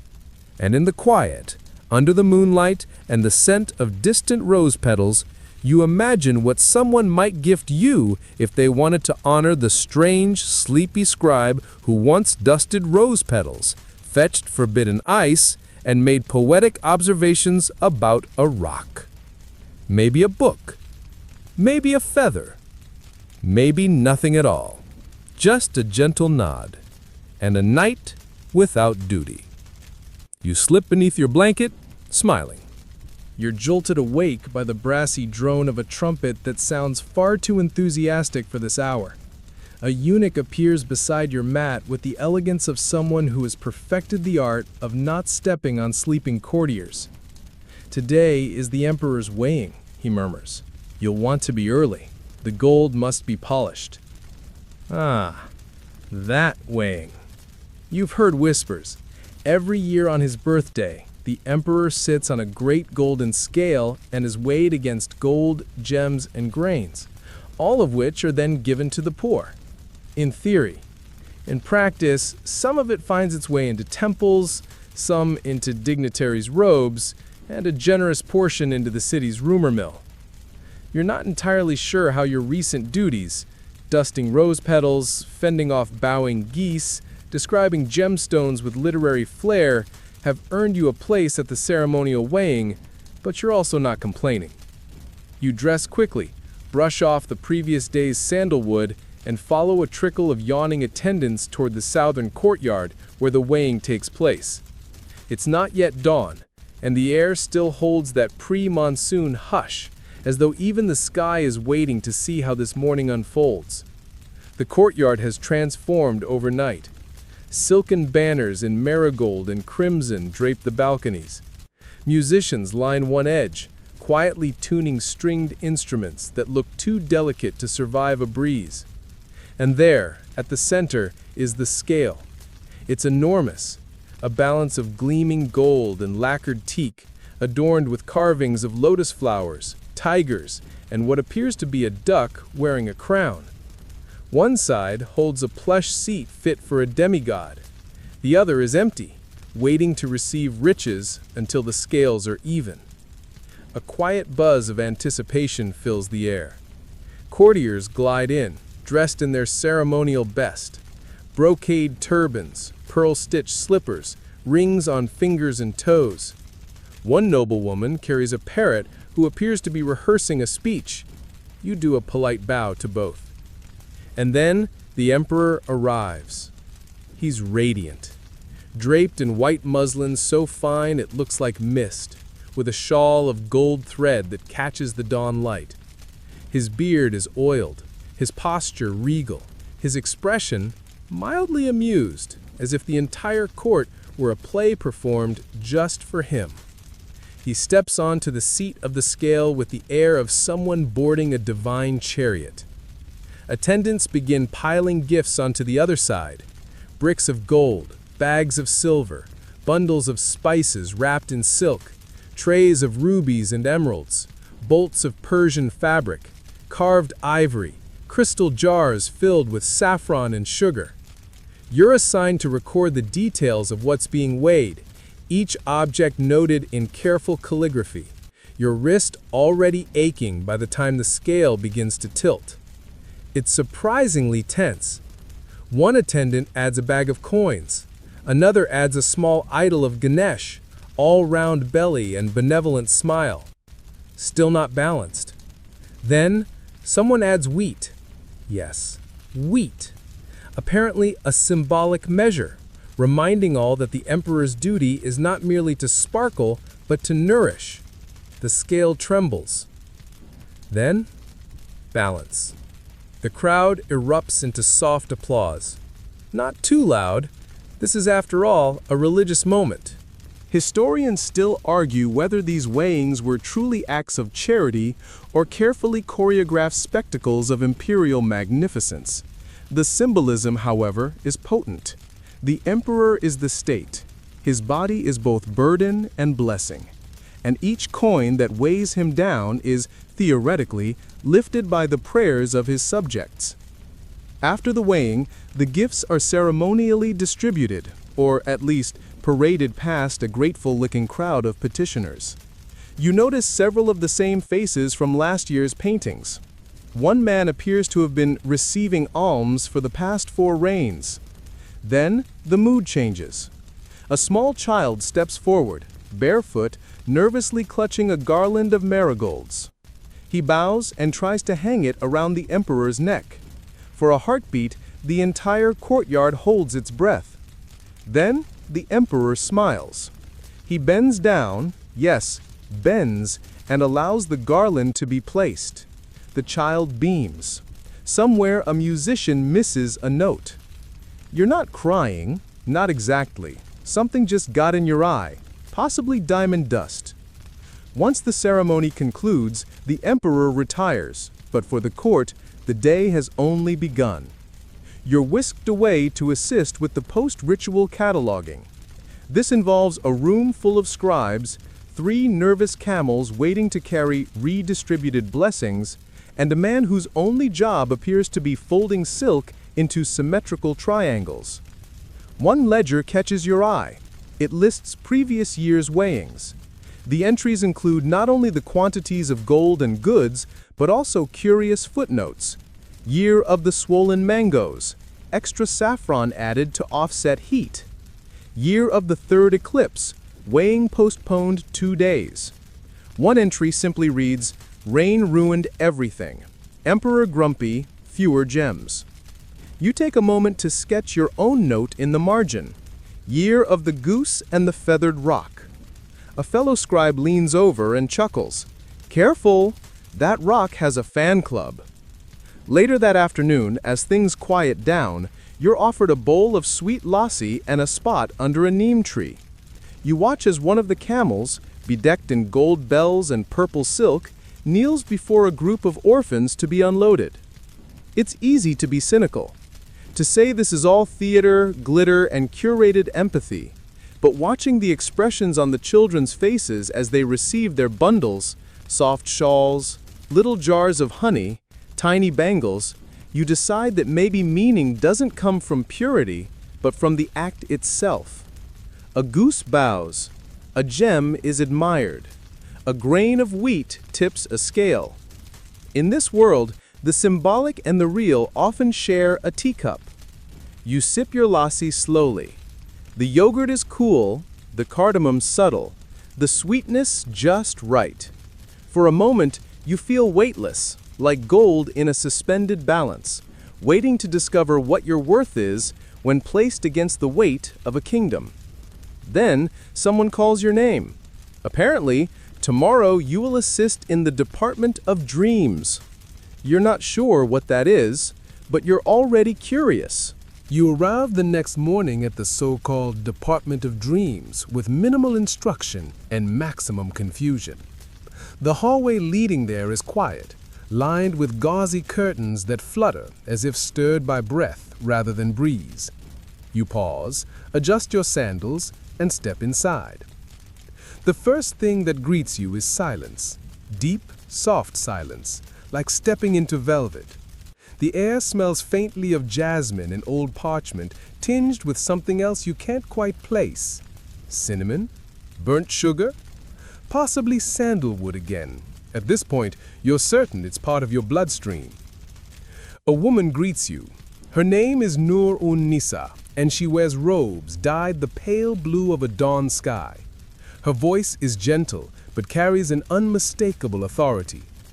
"You're here to transcribe the sleeping thoughts," she says, as if this is the most natural job in the world. You nod slowly, suppressing the question forming in your brain, "I'm sorry, the sleeping what now?" She leads you into a circular chamber, dome overhead painted with constellations. Lying in cots around the room are a dozen individuals. Some children, some elderly, some in courtier robes, others in plain linen. All of them are asleep.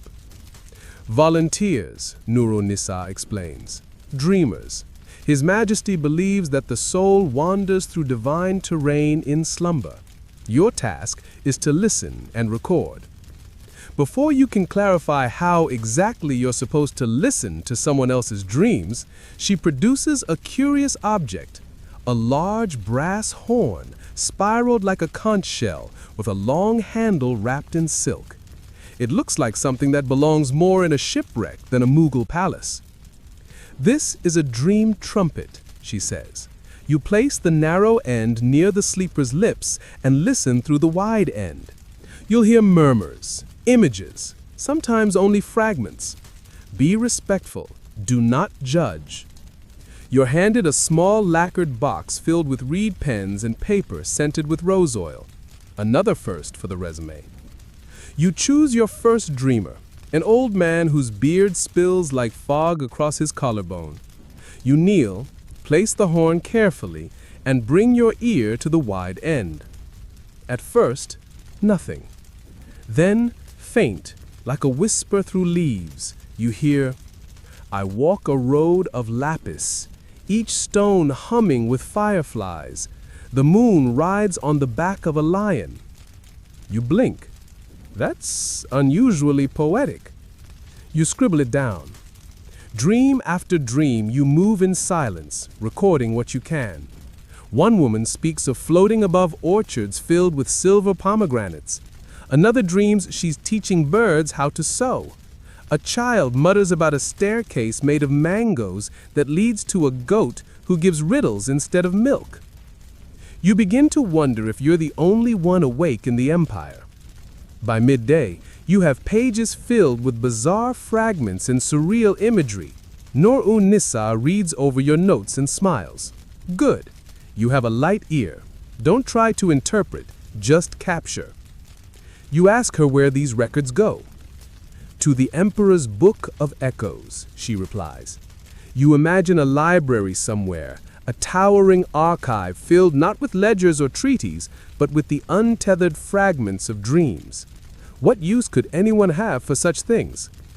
Historians still argue whether the Mughal Book of Echoes truly existed or whether it was a metaphor for royal insight. Some believe it was an actual compendium of dreams, collected to detect patterns, divine omens, or simply entertain the emperor during dull audiences. You ask Nur-un-Nisa whether the emperor reads these dreams himself. She says, sometimes. He has them read aloud to him on nights when sleep won't come. You can picture it, the greatest ruler in the world, lying awake beneath silk canopies, listening to stories of mango staircases and talking goats, hoping one of them contains a message meant just for him. After a brief pause for honeyed rice and warm milk, you're sent to the second chamber, where dreams are not simply recorded, they're interpreted. The interpreter is a man named Aben, whose eyebrows appear to have independently declared war on each other. He speaks slowly, often mid-thought, and seems to live in a constant state of puzzlement. Dreams are like pigeons, he tells you. They flap, they leave droppings, but sometimes they bring news. He shows you the interpretive ledger, a series of symbols and associations. Mangoes often represent longing. Fireflies might suggest hidden knowledge. Goats? Unclear. Possibly wisdom. Possibly indigestion. You sit beside him as he processes one of your earlier entries. The moon rides on the back of a lion. He mutters, stroking his chin. Could mean courage. Could mean madness. Or perhaps the dreamer simply dislikes camels. You nod, trying to appear insightful. One particularly intricate dream involves a talking mirror, a hallway made of teeth, and a fountain that runs backward. Aben interprets this as a sign of excellent digestion and poor social trust.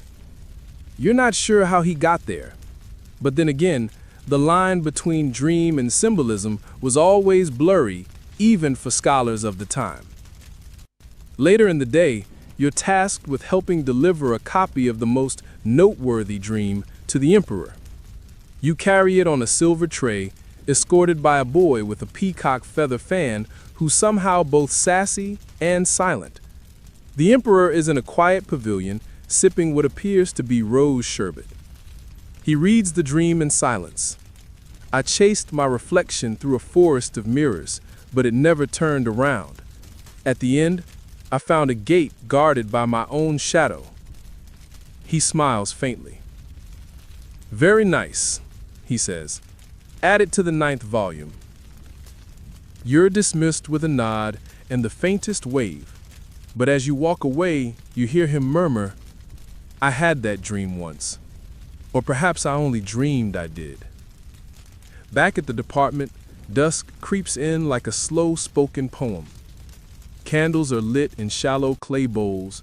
The dreamers begin to stir, blinking up at the domed sky, their minds fogged with symbols and silent journeys. One child asks if the goat was real.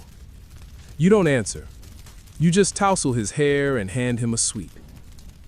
On your way out, Nurin Onisa stops you. She hands you a scroll. Your notes, she says. Keep them. Dream scribes deserve to remember too. You unfold the scroll later in your chambers, reading your own jottings aloud to the night.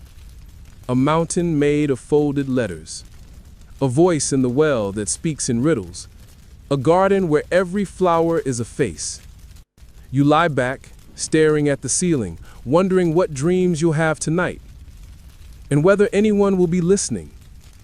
Perhaps you'll be in the Book of Echoes one day, not as a royal scribe, but as a sleeper, a wanderer in the land of symbol and silence. You wake to the clink of coins, not from your purse, don't worry, it's still tragically empty, but from a procession passing outside your quarters. The sound of silver against silver is unmistakable, echoing through the corridor like a polite avalanche. It's the treasury clerks again, you're told. And today is Tulip Dawn. Ah yes, the famous ritual where the emperor is weighed against gold, and sometimes gems, and occasionally spices, and once, legend has it, a basket of extremely rare parrots, though that was quietly walked back after the birds escaped mid-ceremony. Historians still argue whether that episode actually happened or if it was satire added by a mischievous court scribe with too much ink and too little supervision. Still rubbing sleep from your eyes, you're ushered into the outer courtyard, where the weighing platform has been set up. It's no ordinary scale, of course. It's more throne than apparatus. 2 great plates, suspended by ropes, dipped in saffron water, and blessed by 12 holy men. The ropes, by the way, are rumored to be made from the hair of temple virgins, although, again, sources conflict. The emperor arrives on a palanquin of ivory and sandalwood, his robe a sunbeam stitched into fabric. Today, he wears his ceremonial necklace, a ridiculous loop of rubies the size of quail eggs, and his ankles jingle with tiny gold bells. Not because it's fashionable, simply because it's Tuesday. You stand back, clutching a clay tablet, part of the record-keeping team. Your job is to make note of what exactly he weighs this year and in which units, tolas, manas, or whatever obscure system the astrologers prefer this season. There's always an argument. Last year's scandal involved an astrologer who insisted on converting everything into moon units. That did not go well. 2 priests step forward with reverence thick enough to spread on toast. They help His Majesty onto one side of the scale, which creaks dramatically, either for effect or under the strain of a man who's recently been enjoying too much almond halwa. On the other plate, sacks of gold coins, ingots, and trinkets, carefully weighed and added by eunuchs in embroidered slippers. Every piece is accounted for. There's a whisper of numbers, a quiet scribble of calculations, and the occasional reminder from a nervous assistant, "No, not that ruby, heavier one, please." The emperor sits perfectly still, gazing forward as though meditating on eternal truths, or maybe planning his next feast. Hard to tell. When the scales finally balance, there's a ceremonial pause. Then a priest booms, "The weight of justice is now matched by the weight of wealth." You try not to roll your eyes too visibly. But then comes the part that always tugs at something deep, something unexpected. Every single coin, gem, and bauble on the scale is distributed to charity. Half goes to orphanages and hospitals, the other half to travelers, poets, and people with documented misfortunes, like losing their ox or being cursed by a mango. It's extravagant, but it's also oddly sincere. You help stack some of the coin bags onto carts. They're driven to the Hall of Benevolence, where clerks process requests from across the empire. It's here you find your next task, reading petitions. The first comes from a widow requesting funds for a new loom. The second from a shepherd whose flock was stolen by bandits impersonating tax collectors, an impressively specific scam. The third is a letter from a girl who wishes only for books. You mark them all approved and hand them over to the treasurer, who whistles as he works. The emperor, meanwhile, sits under a golden canopy sipping rose thandai, while musicians play a soft raga about prosperity. Peacocks wander the lawn. One steals a fig. Another just looks confused. You overhear a debate between two officials about the origin of Tuledat. One insists it began during Emperor Akbar's reign, as a way to channel royal vanity into good deeds. The other claims it's much older, with roots in Vedic traditions and ancient temple practices. Neither agrees. Both are wrong. Or possibly right. Historians, as always, still argue. By mid-afternoon, you're exhausted. Weighing royalty is more draining than you think, especially when it involves interpreting 6 different numerological systems just to validate the number of gold bangles gifted to a single temple dancer. But there's more. You're invited, unexpectedly, to the noble banquet of reflection, a post-ritual gathering where dignitaries dine in silence. Yes, silence. It's a tradition believed to center the soul and prevent gloating. Also, it makes chewing way less awkward. You're seated next to a bearded man who smells faintly of cumin and philosophy. Across from you sits a lady in peacock silk who eats rice 1 grain at a time. The meal is simple, but sublime. Saffron rice, lentils laced with cinnamon, a slice of honey melon, and a sweet so delicate it collapses on the tongue like sugar mist. No one speaks, but glances are exchanged like passing ships, curious, amused, sometimes conspiratorial. At the end, the emperor rises, nods once to the crowd, and leaves. The silence breaks. 1,000 whispered opinions flood the room. You return to your chambers, stomach full, fingers still smudged with ink from the day's tallies. You sit on your cushion and review your notes. The emperor's weight today: 77 manas, 3 tolas. Equivalent in gold: 4,002 coins, 17 rings, 2 bangles, and 1 pearl-studded nosepin accidentally added by a distracted clerk. Total distributed: all of it. Favorite quote of the day: "The scales must balance, but the heart should tip toward mercy." You smile. Because even in a world ruled by rituals, gems, and peacock-based drama, there is space for something genuine. The spectacle may be gilded, but the gesture underneath, the weighing, the giving, is quietly remarkable. You fall asleep, wondering what you'd weigh in gold. Hopefully less than a cart. You start your day with the scent of burning incense and the vague pressure of a feathered object being pressed against your forehead. Not entirely unusual, given the Mughal court's flair for melodramatic awakenings. Today's reason? You've been summoned to witness the ritual of Jaroka Darshan, a public audience held at dawn, where the emperor appears before his subjects from a high balcony. You shuffle through the palace garden, still groggy, passing servants arranging jasmine garlands and musicians tuning instruments so gently it sounds like birds sneezing. You reach the base of the Jaroka, an ornately carved window overlooking the crowd beyond the palace walls, and tilt your head back. There he is. Bathed in the glow of sunrise, decked out in silks embroidered with golden vines, the emperor stands still, arms slightly raised. Below, hundreds of citizens have gathered. Traders, pilgrims, students, astrologers, and the curious all jostling for a glimpse. For them, seeing the emperor is a spiritual act, a visual blessing believed to bring luck, fertility, or at least a decent discount at the bazaar. This ritual, you're told, began with Akbar the Great. He wanted to be seen daily, not for ego, but to bridge the chasm between ruler and ruled. Or that's the official story. Historians still argue whether it was more political than philosophical. Some believe it was a strategic move to keep the populace loyal by showing them a human face draped in divine tailoring. You can't help but wonder what the emperor thinks as he looks out at the sea of expectant faces. Is he grateful? Bored?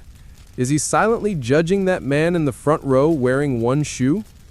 After a few minutes, the emperor lowers his hands, bows once, and steps back into shadow.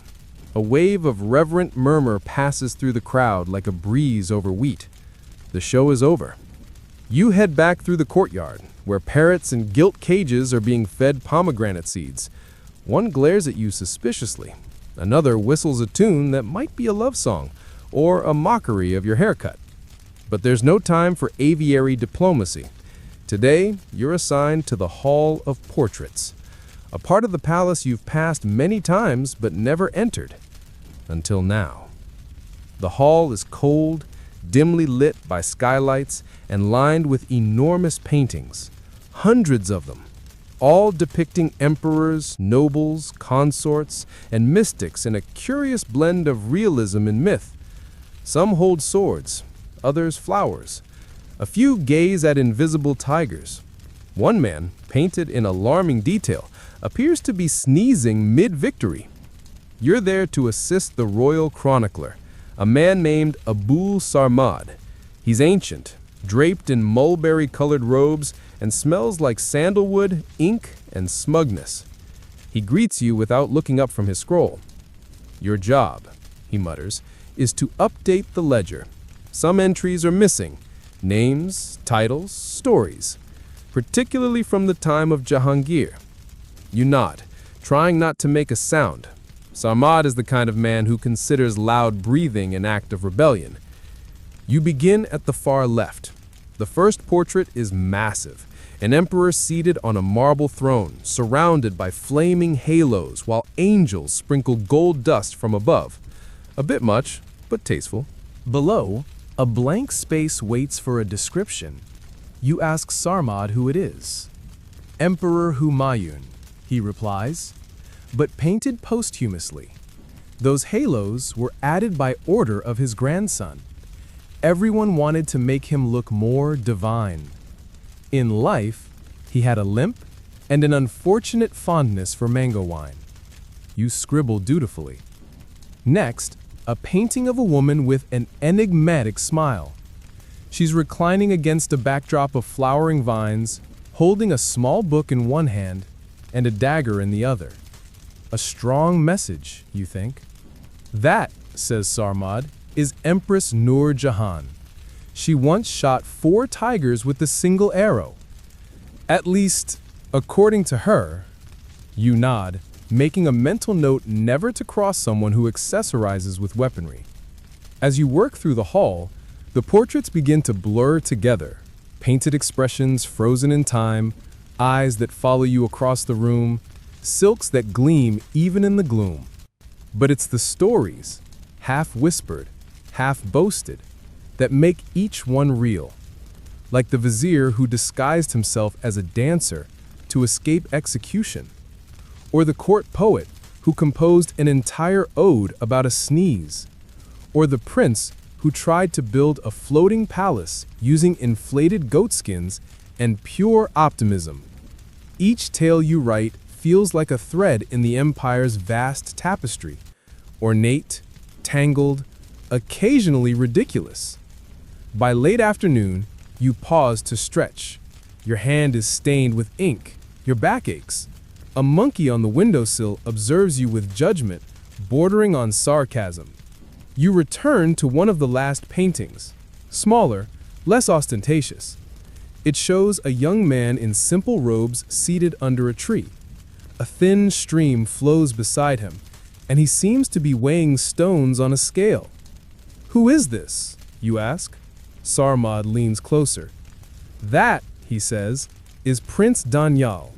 He renounced court life to become a scholar, measured river currents, built sundials, spoke to no one for 5 years. You blink, and yet they painted him? He was beloved, Sarmad shrugs, and he gave the emperor a new calendar, one that included a day just for napping. You add a star beside his name. Before you leave, Sarmad hands you a key. This opens the Vault of Echoes. Tomorrow, you'll go there. More portraits, more stories. But be warned, some of them talk back. You don't ask for clarification. You're not sure you want it. As evening cloaks the palace, you walk past the now empty Jaroka. It looks less grand without the emperor in it. Just a window, just stone. Below, the citizens have dispersed, but a child lingers, looking up, maybe hoping for one last glimpse, maybe imagining what it feels like to be that high, that visible. You pause. Then you bow, just a little. Not because you are the emperor, but because someone's always watching, and sometimes all they need is a gesture. You wake to the sound of distant bells, and something much closer, the rhythmic thwack of textiles being beaten against stone.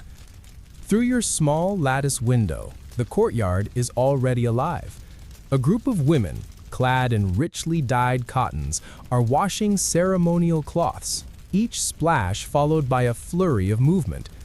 The palace, it seems, is preparing for another spectacle, Fulon Kajal, the bath of flowers. Yes, that's a real thing. And yes, it's just as overly scented and improbably symbolic as it sounds. You shuffle into the outer hallway, rubbing sleep from your eyes, only to be greeted by a servant offering rose water to rinse your face. You accept, of course, because why not start your day feeling like a pastry? Your skin now smells like a dessert table at a wedding. Outside in the gardens, a marble platform has been constructed overnight. At its center, a large copper tub the size of a modest fishing boat has been placed atop an elevated base. Around it, long bronze spouts curve in swan-like arcs, ready to release floral-infused water. You spot buckets filled with rose petals, marigold heads, jasmine clusters, and something lavender that might be a flower or a particularly polite herb. The ritual was invented, or at least perfected, by Emperor Jahangir, who believed that the fragrance of flowers could not only purify the body, but align the soul. Historians still argue whether this belief stemmed from personal hygiene habits or a genuine attempt at spiritual transcendence. Either way, it makes for a delightfully over-the-top bath. Today, however, it's not the emperor who will bathe. It's his favored elephant. You heard that correctly. The great beast, named Sundarmal, is brought into the courtyard wearing a garlanded saddle and painted toes. His skin is already smeared with turmeric and sandalwood paste, which gives him a peculiar yellow sheen, as if someone had tried to turn him into a very large banana. Priests chant verses. Drummers provide a slow rhythm. The elephant, looking mildly annoyed but patient, is led up a ramp and gently coaxed into the bath, where the flower water is slowly released from the spouts. It trickles first, then pours in gushing ribbons. You expect the elephant to splash, trumpet, panic. But no, he stands still, regal even, a mountain of muscle and serenity. The petals swirl around him like confetti in a lazy breeze. You lean on a column and watch as the water rises past his knees, then his flanks. A peacock lands nearby, regards the scene, then immediately decides it's not dramatic enough and leaves. Someone begins tossing in fragrant oils, cardamom, vetiver, a drop of camphor. It smells like a royal pharmacy just exploded. You're told that this ritual is more than just indulgence. It's symbolic, a representation of the emperor's ability to care not only for people, but for all creatures under his reign. Of course, whether the elephant actually enjoys smelling like a perfumed sachet is up for debate. Once bathed, Sundarmal is fed a platter of sugared fruits and flour-stuffed balls of rice. You, meanwhile, are given a task: record the proceedings in the Bahar Nama, the Book of Spring. It's an illustrated manuscript where every seasonal ritual is catalogued, each entry accompanied by small paintings and even smaller captions.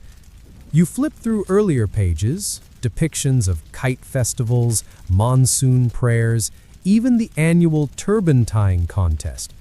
One page features a child winning first prize by creating a turban so large it had its own shadow. You begin sketching today's event, attempting, rather poorly, to capture the slow motion of petals falling through sunlight. The court artist, a woman named Hamida, peeks over your shoulder and giggles. She takes the brush from your hand and with 2 quick strokes, turns your lumpy elephant into something majestic. Then she winks and disappears back into the crowd. Lunch is served in the Bagh-e-Gulshan, the Garden of Fragrance, which honestly sounds like a place allergic people fear in their nightmares. You sit on a low cushion under a neem tree, enjoying a delicate plate of saffron rice, lentil stew, and mango slices carved into lotus shapes. A poet sits beside you, mumbling rhymed couplets about damp elephants and crushed marigolds. You wonder if he's composing a metaphor for life or just really into floral imagery. After the meal, you're summoned to the Pustak Mahal, the book palace. This hidden chamber houses the emperor's private collection of rare manuscripts, some so old they crumble at a glance. You enter with reverence. The air is dry, perfumed faintly with cedar and cloves, both chosen to repel insects. The librarian is an old man with fingers like quills and a voice like dry leaves. He hands you a scroll wrapped in silk. "The Garden Letters of Babur," he whispers. "Read the part about the pomegranate grove. Change the course of irrigation forever." You settle on a stool and begin to read, tracing each delicate character with your eyes. The words speak of roots and canals, of symmetry and sunlight, of the shape of trees and the taste of early figs. It's beautiful, painfully so. And then you find a marginal note written by Babur himself, lamenting how difficult it is to grow good spinach in loamy soil. You chuckle quietly. Even emperors struggle with salad. Outside, the sun begins to dip, casting golden light through the lattice windows. You're called once more, this time to the Meena Bazaar, the semi-secret marketplace held within the palace grounds. It opens once a month and only to members of the court. You wander past stalls draped in velvet, lit by hanging lanterns that smell of beeswax and rosewood. Merchants display their wares: emerald-studded slippers, perfume bottles shaped like swans, miniature paintings no larger than a fingernail. One booth sells only spices arranged in mandalas: cinnamon, clove, mace, chili, and something labeled simply as mystery dust. A young noblewoman in indigo silk bargains expertly for a moonstone comb. Nearby, a boy offers you a drink of nimbu pani, sweetened lemon water with just a hint of black salt. You accept. It's tart, refreshing, and mildly confusing, like most things here. As night falls, music begins again, this time softer. A trio of musicians plays under a jasmine-covered arch: sitar, tabla, and a flute so mellow it might be whispering secrets into the dark. You sit beneath a pergola, watching as palace lanterns glow like floating orbs. The elephant, now clean and apparently pleased with himself, snoozes in the distance. You spot a single marigold still stuck behind his ear. You take out your notes and write one line. The empire is not just silk and gold. It's petals, pachygams, and poetry.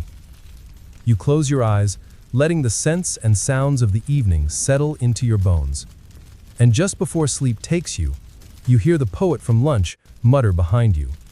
Some emperors conquer lands, others conquer your sinuses. The palace wakes differently today. There's a hush beneath the usual rustle of courtiers and the clatter of brass trays being carried across corridors. A kind of trembling expectancy dances through the scented air. You sense it before anyone speaks it aloud. Something has shifted. A rumor, they say, though rumors here have a tendency to materialize into embroidered curtains and royal decrees. The emperor, yes, that one, the very same whose laughter once echoed through marble halls and who demanded mangoes sliced in pentagons, is no longer the one seated on the peacock throne. You feel it first in the silence of the Touladan chamber, the weighing hall. The large bronze scales, always cleaned and polished for ceremony, stand draped in white muslin cloth. The golden weights are stacked neatly on the side, but there is no bustle, no perfumed priests, no arguing jewelers trying to equate topaz to muscle mass. Just an empty hush, like the pause between verses in a solemn song. You're summoned not to carry ink or roll parchment, but simply to stand, dressed in your formal tunic, at the edge of the chamber as a witness. The new emperor will be weighed today. The air is heavy, as if thickened by all the jasmine incense burned in preparation. Attendants line up with their ornamental trays, and courtiers press closer to get a glimpse, not out of affection, but calculation. A new sun has risen, and everyone is trying to gauge just how hot it burns. The young man who steps forward is not entirely unfamiliar. You've seen him before, often from a distance, seated quietly behind his father during court meetings. His name has been whispered through the corridors with all the delicacy of a falling feather. Shah Jahan. He walks slowly, dressed in a robe of moon-colored silk, embroidered with silver thread. His turban glints not with jewels, but with restraint. A single emerald in the center, its hue a gentle nod to elegance rather than excess. His face, though calm, holds a trace of steel behind the eyes, like a river that hides its current beneath the surface. He steps onto the platform, just as his father once did. The crowd, carefully measured in tiers of importance, murmurs softly. The priests begin the chant. The scales creak as they adjust. Gold is added, coin by coin, then gems, then bolts of silk weighed to compensate for spiritual debts or political favors. You watch as the scale rises slowly, matching the emperor's body with shimmering wealth, a theatrical reminder that the man rules over riches too vast to count. But there's a difference. The old emperor once smiled during this ritual, winked at children, tossed mango slices at parrots. This new sovereign keeps his gaze steady and his mouth closed, as if enduring a task rather than celebrating a rite. Historians still argue whether Shah Jahan's stoicism was a sign of modesty or a calculated display of gravitas meant to signal a different kind of reign. You suspect it's both, or neither. Possibly he just hates being weighed in public. Once the ceremony ends, the donations are distributed, but the process feels tighter, more formal. Instead of fluttering rumors of missing rubies or mysteriously borrowed sapphires, the treasure is escorted by guards, inventoried, and recorded with such precision that even the ants crawling near the gold bars look mildly intimidated. Later, you find yourself in the Diwani Haus, the hall of private audiences, where the new emperor gives his first quiet audience to a select group of advisors, nobles, and you, for some reason, though your presence remains mostly ornamental. The hall is breathtaking. white marble inlaid with semi-precious stones forming vines and flowers, ceilings painted with scenes of paradise, and those peculiar Mughal columns, slender, elegant, somehow both light and immovable. You lean against one, pretending to look casual while secretly trying to hear everything. The discussion begins with formalities, then dips into taxation, trade routes, and, more interestingly, architecture. Shah Jahan leans forward. He speaks of symmetry, of balance, of beauty not just for the eye, but for the soul. He doesn't want another fort. He wants a monument, a tomb. Not for him, not yet, but for love. You don't understand entirely, not yet, but you feel a whisper of it pass through the room, a shift in energy, like a thread being pulled taut. Something magnificent is brewing. After the audience, you're sent with a group to inventory royal gifts from a visiting envoy. The items are exotic, peculiar, and in some cases questionably useful. A clockwork bird from Venice that chirps every hour and can't be turned off. A sword said to belong to Alexander the Great, though it smells suspiciously of fresh paint. And a small box of spices so potent it makes you sneeze just by thinking too hard about it. You write down each item in the palace ledger, your ink strokes rhythmic, like a lullaby sung in blue. The evening turns gold again as the sun slips behind the palace arches. Musicians tune their instruments on floating platforms in the Lotus Canal. Oil lamps are lit and released onto the water. They drift like golden beetles across the surface, casting trembling reflections on the white marble walls. You sit alone for a moment in the Shalimar Bagh, the Emperor's garden retreat. A servant offers you a cooling drink, crushed ice flavored with cardamom and rose. You accept it gratefully. Your throat has been dry all day, parched from observing so much without comment. It's then you realize you have outlasted one emperor.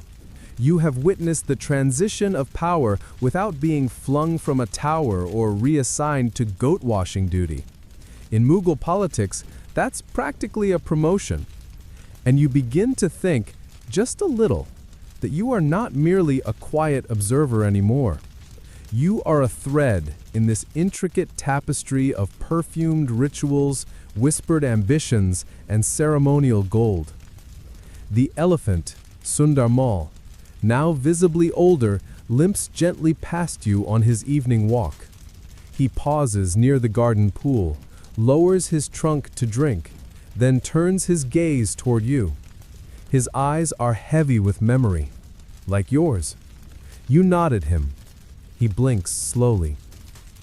As night descends, you return to your quarters and unroll the palace diary.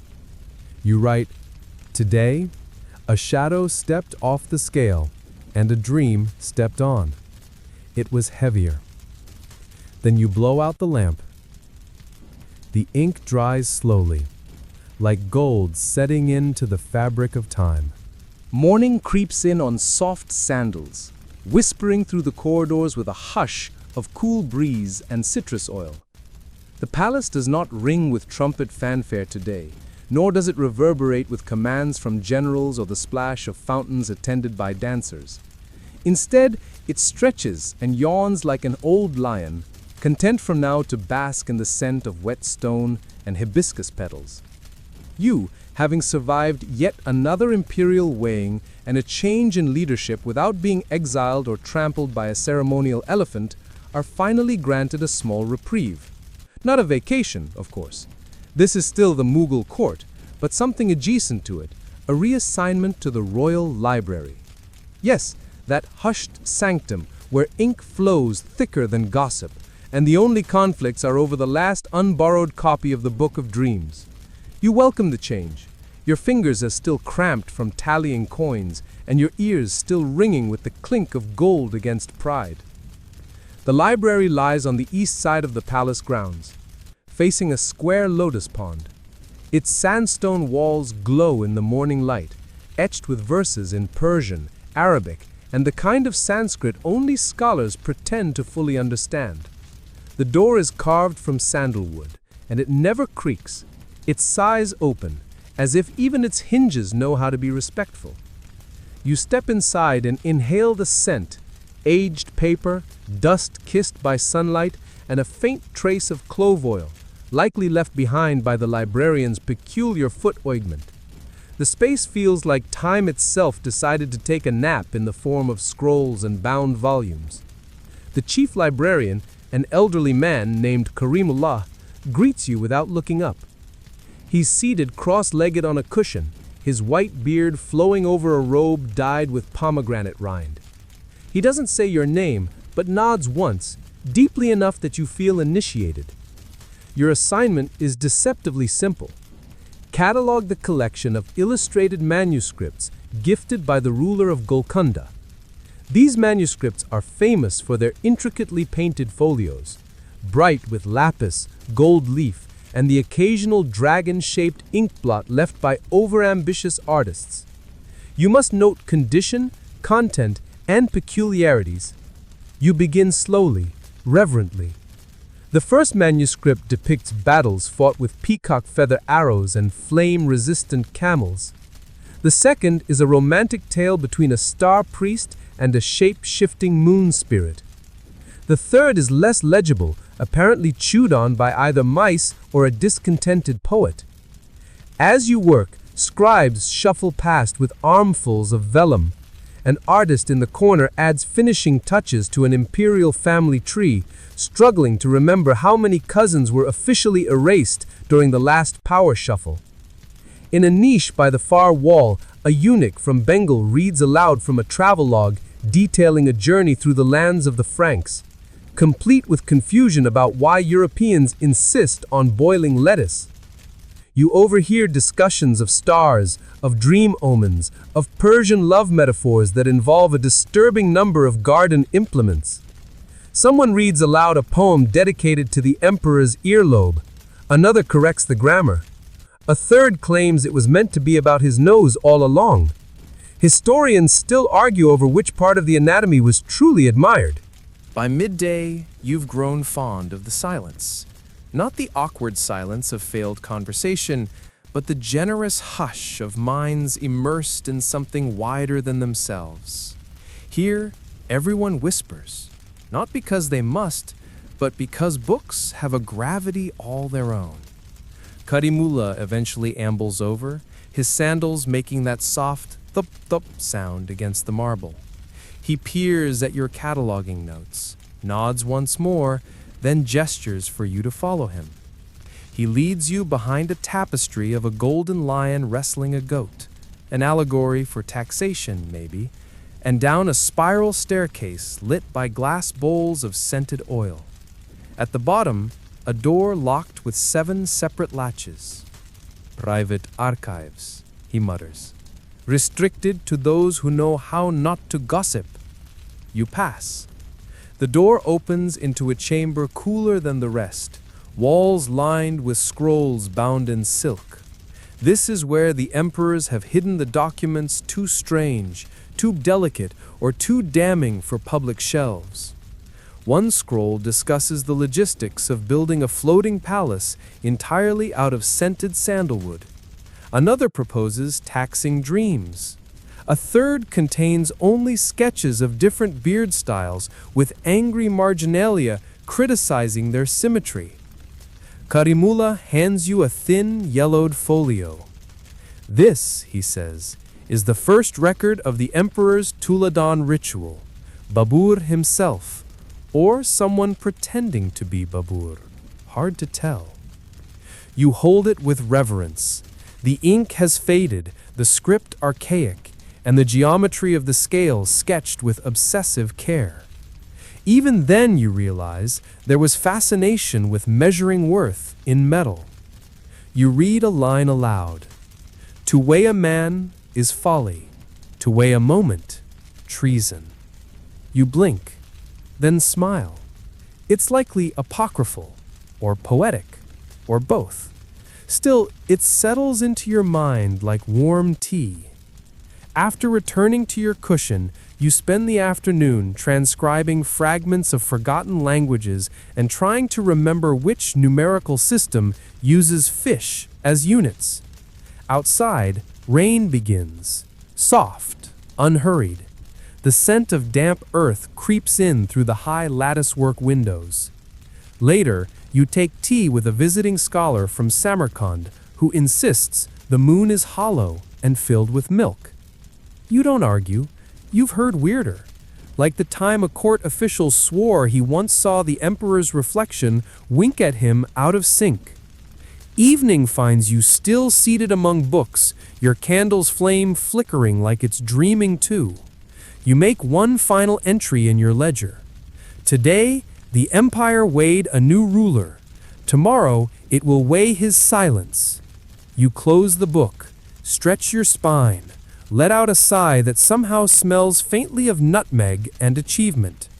Outside, thunder murmurs in the distance, not loud enough to disturb, just enough to remind you that while emperors may change and thrones may tilt, ink and memory remain. Morning doesn't so much arrive today as it simply stretches itself across the horizon, like a particularly lazy cat. The palace, too, has decided to lean into this energy.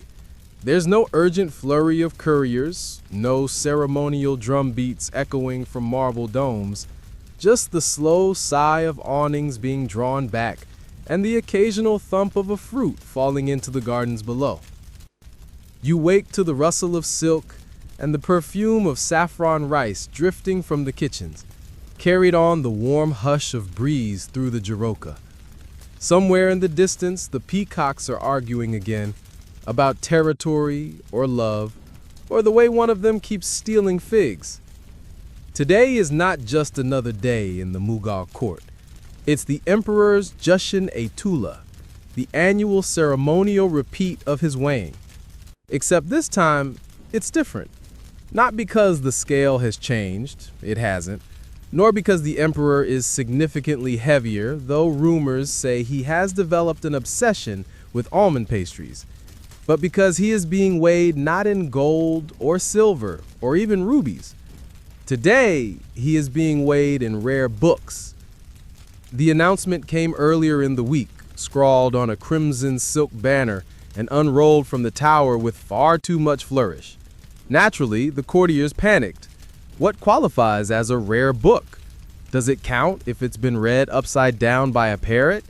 Is a banned scroll worth more or less than a devotional one? The scribes have been in the frenzy, the librarians losing sleep, and the artisans of bookbinding making a fortune overnight. You, of course, were promptly summoned to help. Not as a book donor. Your collection consists mostly of half-finished philosophical treatises and a very worn-out manual on umbrella repair, which in practice means you get to carry things and not a lot. The scale is brought out once again. You know it now like you know your own slippers. Every creak of its chain, every faint engraving on the wood.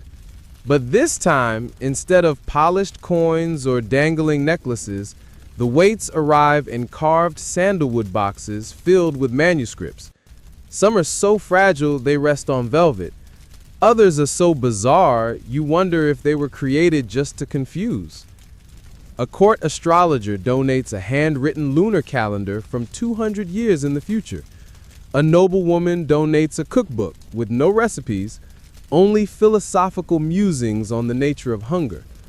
One general contributes a book allegedly bound in the skin of a sea creature that may or may not exist. You help arrange the books, layering them on the counterscale one by one. Each is weighed, noted, and then gently placed onto the ever-growing pile that is meant to balance the emperor himself. When the emperor steps forward, his robes lighter today, made of plain cotton instead of embroidered velvet, he smiles. Just once. It's brief, nearly invisible, like a flicker of torchlight on polished bronze. But you see it. He sits cross-legged on the scale, unbothered by the balancing act underway. No speeches, No chance, just the occasional shuffle of paper as scholars add to the growing stack. As the final scroll is placed, a treatise on zero, no less, the scales level. The crowd murmurs, not in astonishment, but in appreciation. Somehow, this feels more fitting, more regal, more rooted in the empire's soul than all the gems combined. Historians still argue whether this particular Tuladon was intended to set a new standard for spiritual leadership, or merely a public relations stunt designed to boost the emperor's reputation among scholars. You suspect both may be true. Or maybe it was just a clever excuse to raid the royal archives without suspicion. Once the ceremony ends, the books are not redistributed, as with the previous golden offerings. Instead, they're carried to the Dar el-Hikmah, the new house of wisdom the emperor has commissioned, a public library open to any who can read or learn to. It's here that you're offered a post, not a grand one, but one that suits you, keeper of margins. Your job? To catalog not just the books, but the scribbles in their margins, the sleepy notes of distracted monks, the complaints of students, the doodles of forgotten calligraphers. You're to preserve the quiet voices. It feels oddly like a culmination of all the eavesdropping you've done over the years. You accept. In your new post, you spend your mornings dusting off strange volumes and your afternoons copying quotes that make you smile into your own notebook. You discover a prayer hidden in the footnote of a war manual, a recipe for perfume tucked into a geometry scroll, a lover's name scratched into the margin of a medical treatise next to a diagram of the spleen. You begin to understand something. History does not only live in its loudest pages. Sometimes it hides between the lines, in the curled ink of someone who thought they would be forgotten. Sometimes that someone is you. One day, while cataloging a folio gifted by the Ottoman ambassador, you find a peculiar sketch. It shows a man on a scale, surrounded not by coins or books, but birds, parakeets, storks, peacocks, each perched delicately on the scale's arms, their weight shifting ever so slightly. There's a caption written below in exquisite Persian. A man is measured not by gold nor word, but by what he allows to rest upon him. You write that down too. Evenings now pass slower. The palace, while still grand and ceremonial, feels softer at the edges. There are fewer executions, more poetry readings, fewer gold-laden parades, more moonlit strolls through the jasmine-scented halls. The emperor no longer hosts only generals and jewelers, but invites astronomers, herbalists, storytellers. A blind poet once recites for an hour on the virtues of silence. No one interrupts. The court is still full of politics, naturally. This is still the Mughal Empire. But there is something else now. A hush, a gentler rhythm. You, somehow, are part of it. One night, long after everyone has left, you return to the scale just to see it. It rests quiet and motionless, bathed in silver moonlight. You place your notebook on one side, a tiny, battered thing full of margin notes and tea stains and dreams too strange to share aloud. You do not step on the other side. You just watch. And for a brief moment, it almost balances. And so the court grows quiet, not with the silence of absence, but with the fullness of something gently coming to rest.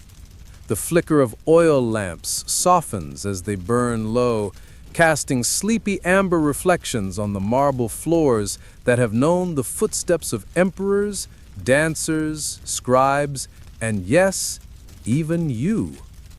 The gardens breathe slower now, as if the very jasmine vines are preparing for slumber. The fountains murmur, not in celebration, but in calm repetition, like the earth itself exhaling.